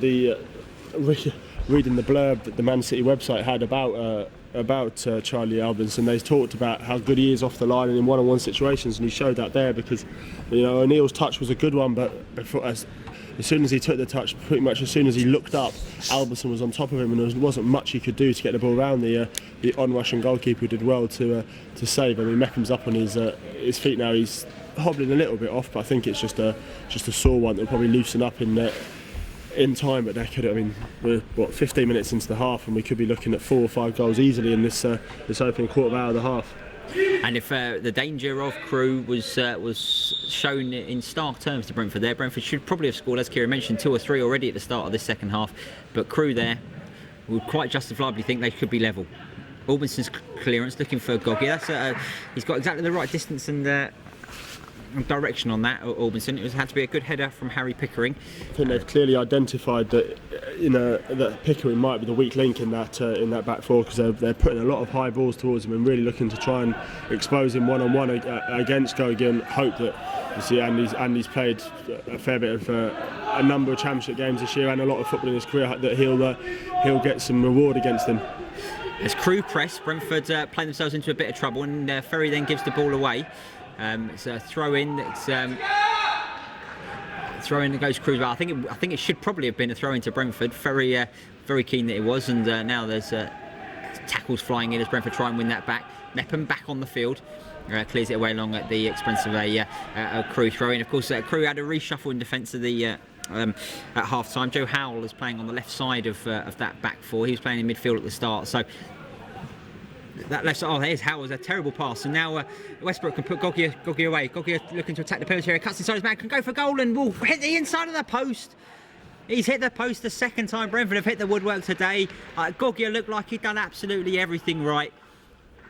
He drew the challenge of Howell, cut back inside onto his left foot. He stroked the ball towards the corner and it hit the inside of the post. That was millimetres away. Brentford come again here with Ferry, with Field rather, down the left-hand side, looking to attack the box. Now here's Bowie, loses out, and George Cooper can come forward for Crewe. Cooper cuts inside Holdak and then looks to play a long sweeping pass. He's just about picked out Liam O'Neill. I think more by luck than judgment. Didn't quite get that one right, and Fox is over there. Here's O'Neill looking to take on Fox. Fed back into the centre of the field to Finney. And here's Howell as Crewe rebuild. Malarkey in the centre circle. Ainley with a chip pass this time. Mepham clears. Ferry lets that one bounce, and Crewe can attack. Adoba's lost his man. and the cross comes in. It's Mepham who has to clear away again. The chances continue to come, Kieran. Yes, there's much like the rain. There's no let up in the chances, and Andy Gogi has done everything right there. It was a good couple of touches to drive into the box, and Adoba's dithering in the penalty area, and he's lost possession to Cooper. He makes the challenge again, but Jarvis Adoba wanted far too much time on the ball there. As soon as that went in, there's times to play and there's times to go, and that should have gone. Yes. He wanted too much time there, and then the Crewe man just was able to close him down. In the end, he's probably fortunate that all he's given away there is a corner. Cooper will deliver this one for Crewe with his left foot from their right hand side. Plenty of men up in the box. He's gone short though. We'll now look to perhaps deliver it a second time. Cross eventually comes in. It's aerial one. It's headed away from goal by the Crewe attacking player, and it's now on halfway. Richards has got an awkward bouncing ball to deal with and doesn't really deal with it very well. Fox is going to get there first. Gogi is offside there as the ball is played, but Westbrook isn't offside, and Westbrook can perhaps go away. What the I think the referee stopped play there because everyone stopped because Gogi stopped, and then Westbrook continued on, and I think he spared Crewe's blushes there because there's talking about football cliches today, playing to the whistle. Crewe had completely stopped there. Westbrook took advantage of that, ran in behind, and then the referee's sort of he's given the offside on the basis that even though Gogi was offside and didn't go for the ball, the Crewe players had stopped. So I think the referee has apologised to just about everyone. He hasn't come and personally apologised to me for my confusion, but I'm sure he'll get round to that. It's going to be a substitution. It's Reece Cole who's coming on to replace Zane Westbrook. Reece Cole, who will be a professional footballer. Is this going to be a drop ball? I think the referee has realised that he can't give the offside if the line. I think he can. Well, the linesman hasn't given anything. The linesman's not given anything here. I think he can give offside if he chooses to. I think referees the laws enable him to. It's just it wasn't offside. So I think I hope he's not being assessed here today because he's had a bit of a nightmare there. But anyway, it's still 2-1 to Brentford. Malarkey has the ball for Crewe and he spread it to the left-hand side. It's a shame really because I think Westbrook was in with a real chance of going through on goal. And Crewe have possession in the centre field. The rain eases up and now here's Cooper with a chance to turn. He chips a clever ball forward. Dober's having to make an aerial challenge. Reece Cole comes across to assist, and Tom Field will pick it up. Field with a ball forward now. That's a clever one from Reece Cole, who's immediately up to speed with the game. Ferry's pass isn't the best though.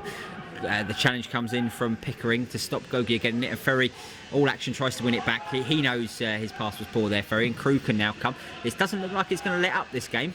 Oh, Mepham and Elmerson are in a mess, and Chris Mepham is asking his goalkeeper whether he would like to say something, whether he'd like to tell him what to do.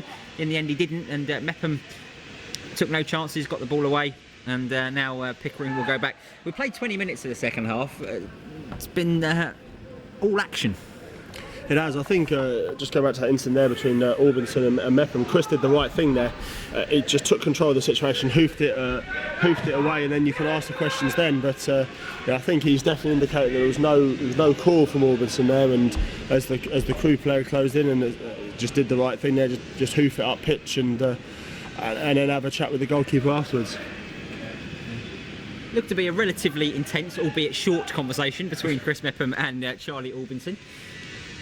Throw into Crewe on the right hand side, 10 yards or so from the dead ball line. Morgan takes it.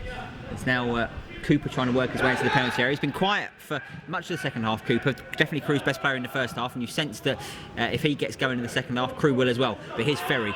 He's off and moving, breaking over halfway. He's got some options through the middle. That's a great pass, looking for Bradley Clayton, and that piece of defending there from Harry Pickering was very, very good. That had the potential to go all sorts of wrong, but Crewe have somehow come away with the ball. It was a very good, nice little ball there from James Ferry, because with the conditions as well, he hasn't got a lot of space to sort of drop that in for it not to skip through to the goalkeeper, but he's landed it in a good area, and Bradley Clayton nearly got onto the end of it. But as you say, Pickering did well just to nod it back. Richard shows good handling just to pick it up in these difficult conditions. The left back in that situation, Pickering, with the goalkeeper not not being 100% making the decision, a bit like we had at the other end. He could have left that and Clayton would have scored. He could have headed it in the wrong direction and given an own goal or given a different chance. In the end, he managed to just about nod it in the position where his goalkeeper could pick it up. I think Clayton's offside there as the ball goes forward. It is, but here's Cooper's through. Oh, what? The referee has had another nightmare. Referee's had another nightmare there because the flag has gone up for offside against Bradley Clayton. It was offside, but as the ball was going to go through, Cooper would have gone through on goal with only Albinson to beat. I think Mepham might have made a challenge, but no need to call that back. I think the referee's lost his head a little bit. Yes, it was a great sudden challenge by Mepham to deny the Crewe man, but the referee really has got to look at where the ball is and play the advantage there, because Crewe were in, and it's he's cost Brentford at one end and he saved them at the other just in the last 5 minutes or so. Good header from field. Bowie not quite getting after that one. He's drifted out of the game, Josh Bowie. I wonder whether it's his time on the pitch, it might be coming to a close. Got Kyan Marsh-Brown and Hurson Alves who could both play out there if needs be. Cleared long by Crewe. Clever header from Jarvis Adoba. Now his field into Ferry. Ferry's got real problems there. He's got 4 or 5 men chasing around him, and he in the end, Brentford have got to throw in and go forward again. The referee continues to apologise to the Crewe bench. I'm not sure he was apologising that much to the Brentford bench when he made a mess of the earlier one. Here's Reece Cole. That is a great pass, and Gogia goes through. He's on the left edge of the penalty area. He can cut back inside. Gogia looking for some support or a chance to shoot. Still looking for something to happen, Gogia. He's gone away from one man but can't get away from the second. Good defending by Harry Pickering. The Brentford players in an attacking area could complain at Gogia for not passing it, but they didn't give him too many options. Holdak is onside. Now here's Reece Cole. Set up that chance. Here's Cole. Perhaps he'll go for a goal himself. It's right foot he does. It's low. It's deflected. It's saved. I'm not quite sure how this is 2-1. No, I think I agree with you. Gogia had a lot of time to pick someone out there. He just sort of tried to beat his man over and over again. But also, to be fair to him, I don't think there were too many players who made very good runs, very good movement for him, that sort of demanded the pass. There were lots of players who were sort of standing within a yard or so of a Crewe player and saying, give me the ball, which is not what you want when you're in that situation. No, I think if he could have got the ball out of his feet first time, then he might have been able to find a Brentford player. But as you said, there's a couple of players sort of hid themselves behind Crewe defenders, and he couldn't quite get his way around Pickering, who's done well this afternoon. I know they've. We mentioned earlier that Brentford might target him, but he stood up to that. Here goes the good Tom Field, and Field into the box. And now Bowie, has he got some support? He's going to perhaps go for goal himself. Pull it across, and that one does find the back of the net. Jan Holdak with a goal this time. Bowie with a third assist. Tom Field deserves a lot of credit for his run down the left-hand side.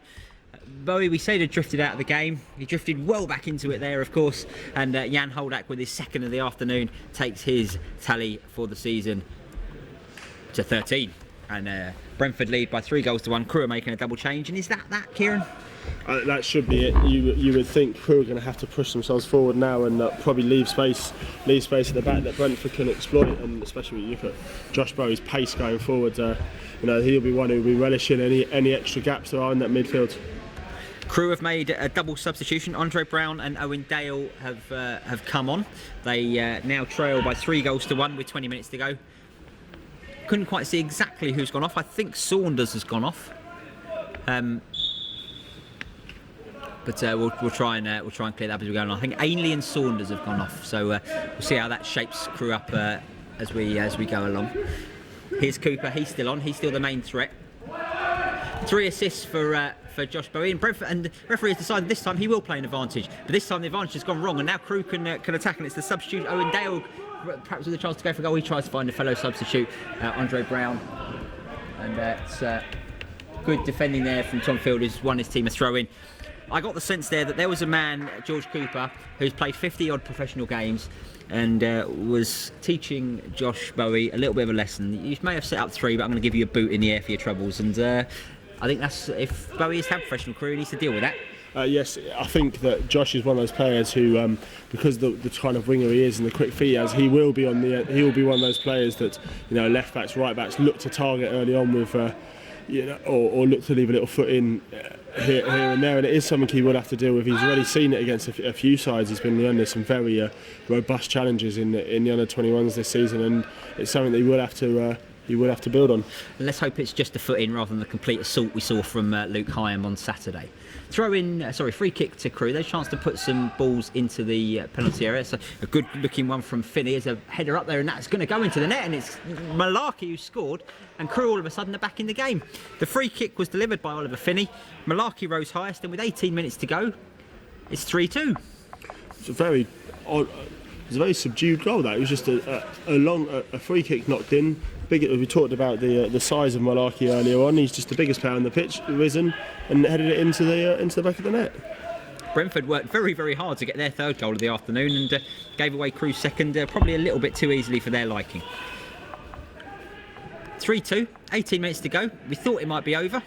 It now isn't. Here's Holdak to Gogia. Gogia back to Fox, and Brentford probably need to just restore their internal equilibrium, perhaps get their heads screwed in the right direction, get themselves playing their football again, and see if Josh Bowie can set up another goal. Charlie Albinson probably won't be too happy with that. It was a decent header from Malarkey, but it was in the air a long time, and the goalkeeper didn't get too close to it. Ferry for Brentford. Now here's Albinson. It's a clever pass into Holdak. Brentford can come forward again. Fox to Holdak. Can Holdak play Gogia in? He can. Gogia's trying to get away from his man, trying to cut back inside. He's into the penalty again. Gogia. Bowie with a chance this time, perhaps. Looked like he was going to shoot. Held it up. Field is outside, but Gogia doesn't quite get that one right. Bowie doesn't get that one right, and Brentford lose possession. Crewe can clear, but didn't get that one very far. There's Reece Cole. We have Ferry again. Pass is poor from Fox, and Crewe can break with Owen Dale. Dale, who's come on to replace Saunders. A good tackle there from Ferry, but only holds him up, doesn't win the ball. Here's Dale. Now back to Harry Pickering. Mepham's over there. Dale now down by the touchline. Cuts inside his man. Can perhaps deliver a cross. Fox clears. Probably had a little bit more time than he thought there, and got it out. It's going to be a. Looks like there is going to be a change this time with just over 15 minutes to go. Kyan Marsh-Brown is coming on for Brentford, and Andy Gogia is going off. We'll probably think Gogia that he should have had at least one goal this afternoon. Yes, he's probably hasn't been as involved in this game as he has been in some previous ones, but he had a really good chance. He's hit the inside of the post. To be fair, for that chance, he did pretty much everything right, just straight inside of his post, over the far post. He's got into dangerous areas a couple of times as well, but he probably will feel that he might have been able to do a little bit more in stages of this afternoon's game. Kyan Marsh-Brown is coming on. What's his contract status? I was told to say, I believe that he will be offered something for next year. Obviously, he's a second-year scholar alongside Reece Cole and Chris Mepham, who've already been offered things. That I believe that Kyan will join them in being offered something for next year to become part of the development squad. Obviously, he's had a lot of injuries this year, which kept him out for much of the start of the season. Played into the penalty area. Jarvis Adoba is strong. Didn't quite keep Andre Brown as far away from the ball as he would have liked, but did enough. Goalkeeper Albison's able to complete the defensive work, and now can clear it long. As Crewe perhaps build a bit of momentum as we enter the final 15 minutes. Malarkey, who scored their second goal, releases the ball quickly. And now here's Howell. Malarkey again, Brentford pressing, trying to make something happen there. Bowie and Marsh-Brown are back there. Ferry has it as the clearance isn't the best. Reece Cole can spread it to the left-hand side to Clayton. Clayton again. Chips it into Bowie. Didn't quite bring that one under control. But Brentford have it back again. Marsh-Brown misjudges it aerially. And that's a good old tussle in there between between Mepham and Andre Brown, two young players who look like they know the physical side of the game. That's one thing I think they've been very impressed with the development squad staff with Chris, even though he's only 18, is he's very, very, he looks much more experienced than he is, and he carries himself as a much more experienced player, and he's not afraid to get involved in those physical battles, and he's not going to give any quarter when there's a striker up against him. Oh, it's good from Marsh Brown to attack the edge of the penalty area, but the pass doesn't quite go right, and Crewe can bring it away. We could be in for an end-to-end finish here. Brentford lead by 3 goals to 2. Crewe have got some attacking threat. Brentford certainly on the counter-attack will as well. Here's Cooper. His pass is poor, but Marsh Brown almost gives it back. Clayton gets away from a couple of players. Referee's going to look like he was going to allow that one to go, but Clayton, who was almost crushed under the weight of Harry Pickering,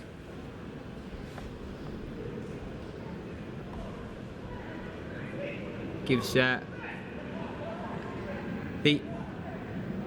free kick has gone Crewe's way. I'm sorry for the silence. I don't quite understand what's happening. It looked like Oliver Finney shoved Bradley Clayton over, and Bradley Clayton, in the process of falling over, has done something that the referee didn't like. We're just seeing it on the stream now. Trying to see if I can add any. The ball comes into the box. The goalkeeper will come for it. He was clattered there by Andre Brown, who really does look like he likes a bit of physicality. Tom Field gives him a shove as he wanders away. But Andre Brown, a stocky striker, on for Crewe. It's certainly letting everyone know he's there. Yes, he is most definitely. He's already had a little run in with Chris Mepham, and then he's just had one where with Charlie. Down the line, Malarkey turns away cleverly from Bowie, but Holdak is challenging and has won that when he probably had no right to. Here's Holdak's a clever pass into Reece Cole. Reece Cole has got more outside him if he chooses to go for goal. Goes himself with his right foot, and it's gone over the bar. And I think Cole knows he should have done better, and there were more options there.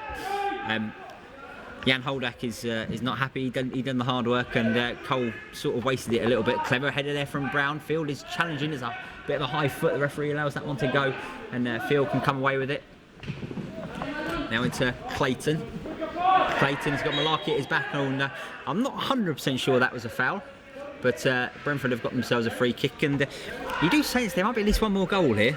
Yes, you do for both. Neither side is sticking. Obviously, Crewe are desperate to get their way back into this game, but I don't think Brentford have put their attacking ambitions to bed at all. And you just saw there, Reece Cole had Clyde Marsh Brown in acres of space over to his right, but went for the shot himself. And I think as you said, he knows that the better option was that little ball out to Klein. Is Nathan Fox continues to play in an attacking way. Clever turn from Ferry. Finds some space and spreads it to the left hand side looking for Bowie. There's a bit too much air on it, so there's a chance for Morgan to win the header, and then wins the second header and nods it back to his goalkeeper as Tom Field lets someone else know he was there. This time it was George Cooper. Dober wins the aerial challenge this time, and it'll be a throw into Crewe. 10 minutes to go. 3-2 to Brentford. If you are watching, I hope you've been entertained. It's been decent. There were times in the first half where it didn't look like it was very good, but I think the second half in particular was livening everybody up. I think I'd probably say the second half's been one of the most exciting halves of the season. The first half struggled to get going at times, but from the first minute of the second half, there's been chances at both ends. There's been some interesting refereeing decisions, to say the least. It's sort of about everything so far. You wouldn't put it past this game having a grandstand finish either. Free kick for Crewe, taken nowhere near where it went, as a header from Adoba's over the bar. Oliver Finney has just taken that free kick probably about 20 yards from where the offence was committed. He decided that as they'd scored one from there earlier, he'd just take it from the same place.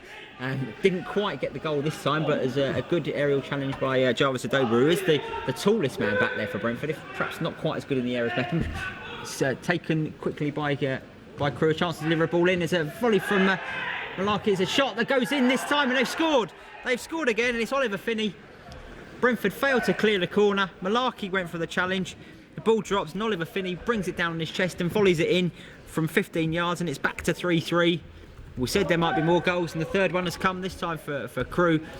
They've Brentford failed to clear the corner. A cleverly worked quick corner, and 10 minutes to go. Anything could happen.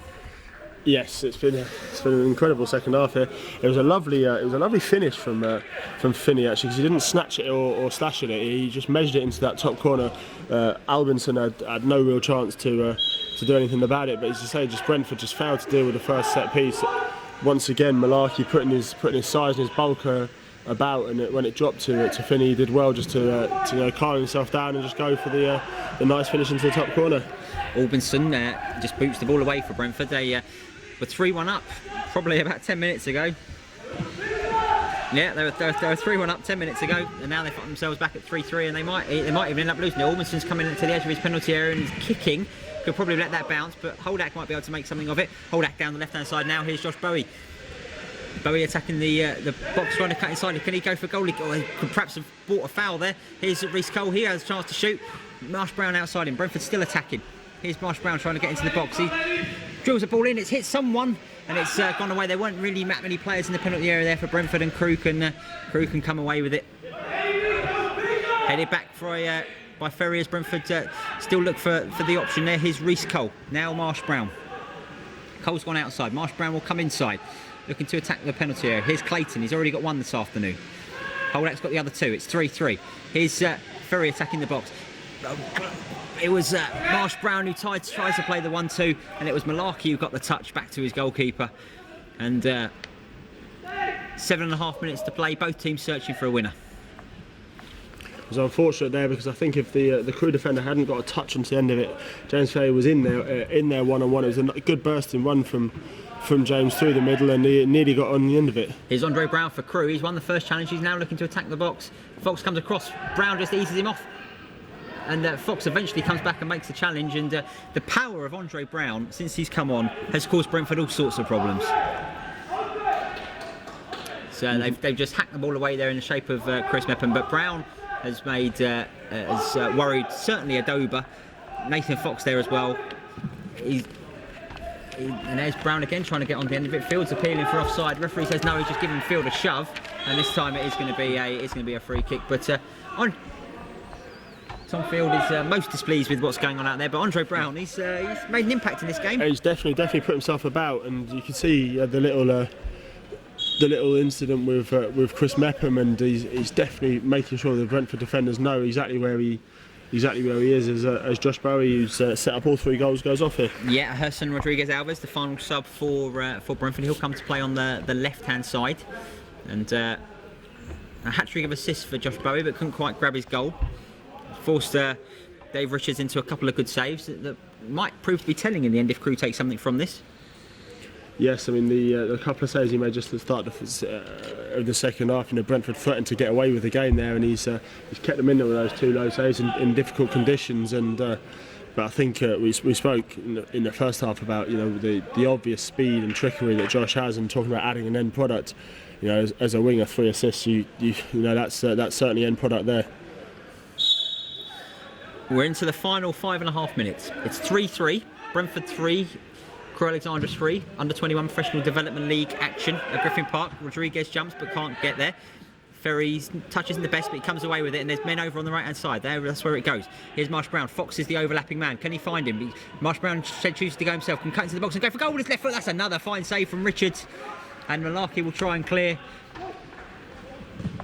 Not the best. Cole gets something on it, and now Brentford can come again through Field. Field into Alves. Some clever interchange, and Alves will come away with it. Now here's Reece Cole. Where's the option for Cole? Cole has moved it out to the left, down to the right hand side to Marsh Brown. Marsh Brown looking for some support, trying to perhaps go in outside his man to the edge of the penalty area. Cross eventually comes in. It's a very cheeky one, and Clayton might get there. Was he fouled? Was he shoved over? The referee says no. Crewe can break away, and they just give the ball straight to James Ferry. Though Ferry goes for goal with his right foot. That's not far wide, but far enough wide. And a goal kick, and another good save there from Dave Richards. Keeps his team all square. Yeah, he did well there. Richards, because Marsh Brown cut inside well. It was a good low shot, and he's beaten it away. He's also beaten it away into an area where no one is. But then Crewe failed to clear their lines. Came back out to Ferry, and he's just dragged his shot across the face of goal. You do sense that there might be something more in this game, even in the final 4 minutes. Dave Richards will clear it away long and right-footed, and Brown, who came on when Crewe trailed by 3-1, and whilst he hasn't had any direct involvement, his being on the pitch has, I think, roughed up Brentford's defence, and it's now 3-3, and now Crewe have a corner. They scored from their last one, and Cooper will go over and take it. Brentford have got everyone back inside their penalty area. Marsh Brown's looking like he might want to lead a breakaway if one comes. The rain pours down here at Griffin Park. It's 3-3 and we're into the final couple of minutes. Cooper delivers it to the far post, headed away by Mepham. Only as far as Lowry, and it flicked away. I think it was Mepham again who made the block.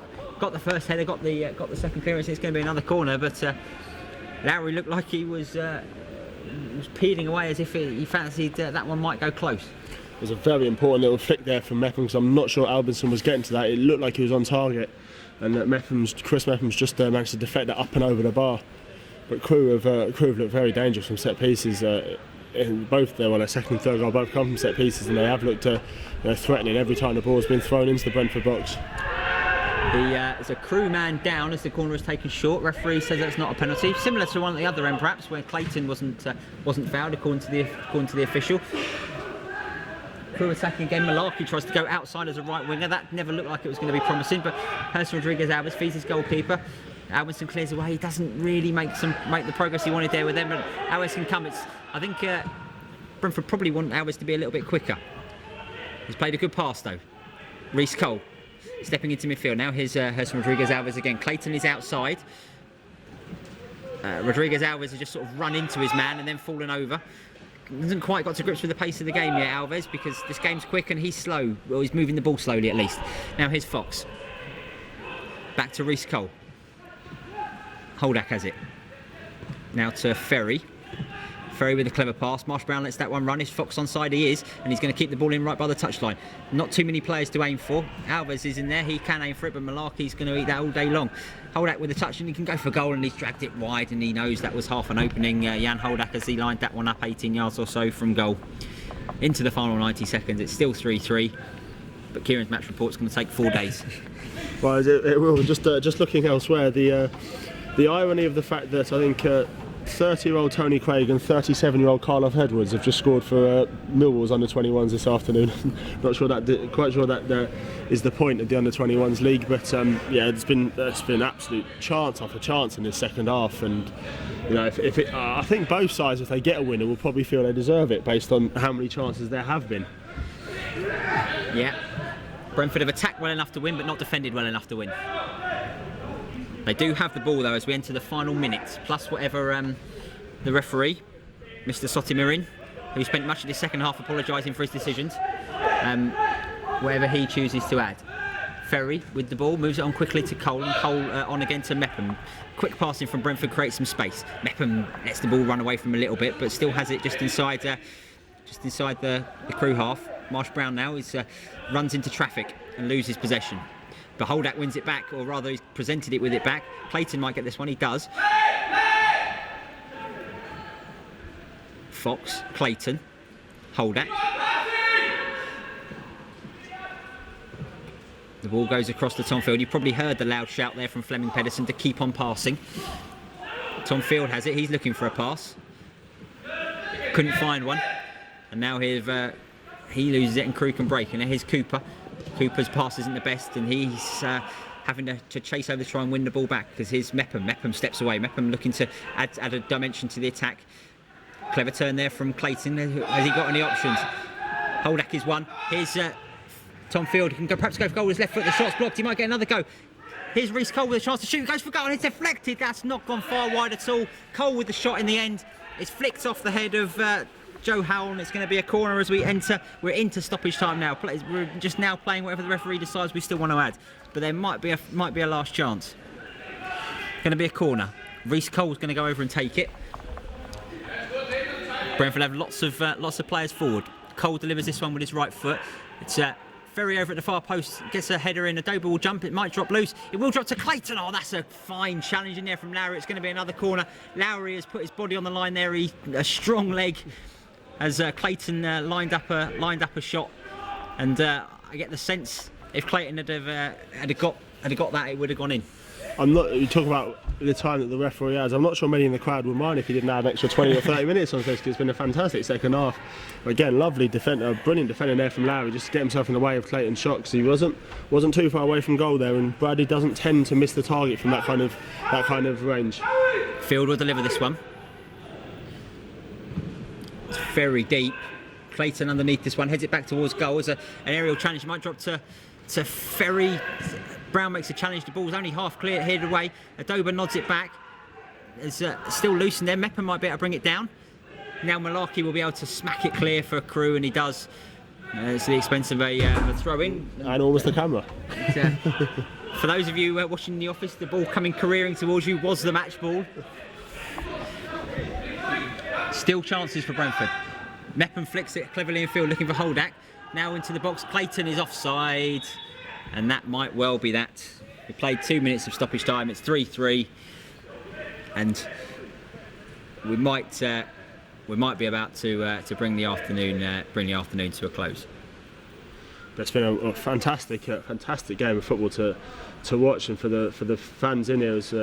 There's been so much action, and it really has been a good entertaining game. As Fleming Pedersen will be disappointed with the goals that he's conceded, but he'll probably be very happy with his side's attacking play. Crewe scoring a couple of quite simple goals from set pieces, but won't have pleased Fleming at all. We're still going on, 3-3. We're in stoppage time. Referee's enjoying himself by the looks of it. He's still going to carry on. Probably fancies one more apology to everyone. Throw in goes Crewe. Where is it a foul? It's underneath. It's underneath as we look, so we can't quite see. Yeah, it's going to be a free kick. And now Ryan Malarkey is herring forward. Toby Malarkey is herring forward as if he fancies that he might be able to get on the end of a long ball played forward, and perhaps Crewe can win it. Well, as I said a couple of minutes, I think both sides will probably feel they deserve to win it if either of them does win it. Finney plays it long. It's headed away by Mepham. Mepham will get a second. Brentford, I was about to say Brentford have a chance to break, and they would have broken 4-on-3. Instead, the referee decides that that's the end of the game. Reece Cole boots it away in a measure of frustration. It's finished. Brentford 3, Crewe Alexandra 3. I'll try and talk you through it in about 30 seconds. Brentford went ahead in the first half. Jan Holdak scored after a clever cutback from Josh Bowie. It was an equaliser for Crewe, scored by George Cooper after Brentford tried his goalkeeper Charlie Albinson didn't get enough distance on a kick. Brentford went back ahead late in the first half. Clayton scored this one, more good play from Bowie. The start of the second half was frantic. There were chances. Brentford hit the post for the second time. Holdak had done so in the first half. Gogia hit Gogia in the second. There were all sorts of chances, all sorts of openings. Brentford eventually got a third goal through Jan Holdak, and to be honest, it looked like that would be that, because Brentford had much the better of it. But a double substitution for Crewe at that point. They brought on the powerful striker Andre Brown and the pacey Owen Dale, and the game changed a little bit. Crewe had much more threat going forward. They scored a goal from a set piece. Toby Malarkey headed in, and then they equalised when the third substitute, Oliver Finney, volleyed in from 18 yards after Brentford had failed to clear a corner. Was that everything, Kieran? I think just about. It was a brilliant second half. I mean, you could probably, I know Sean Ridley's going to put together the highlights. He could probably put all 45 minutes of the second half out, and I don't think anyone will be too short-changed by it. They'll only be missed by our nonsense rather than the match action. But no, Brentford have hit the post twice. They've scored 3 good goals, given away 2 sloppy goals. A couple of interesting refereeing decisions there. Dave Richards in the visitors' goals made 3 good saves. I mean, it's been a real end-to-end game. Neither side looking much like they wanted to defend at any stage. But for the fans who are watching it, and for the guys who've been watching it, obviously, and listening to us on YouTube, it's been a very pleasant way to spend a Monday afternoon at work or at home. But the positives for Brentford from today will obviously be Josh Bowie, 3 assists, Jan Holdak another 2 goals. Bradley Clayton was lively. In that sense, the attacking players for Brentford did well. I thought Chris Mepham did okay at the back.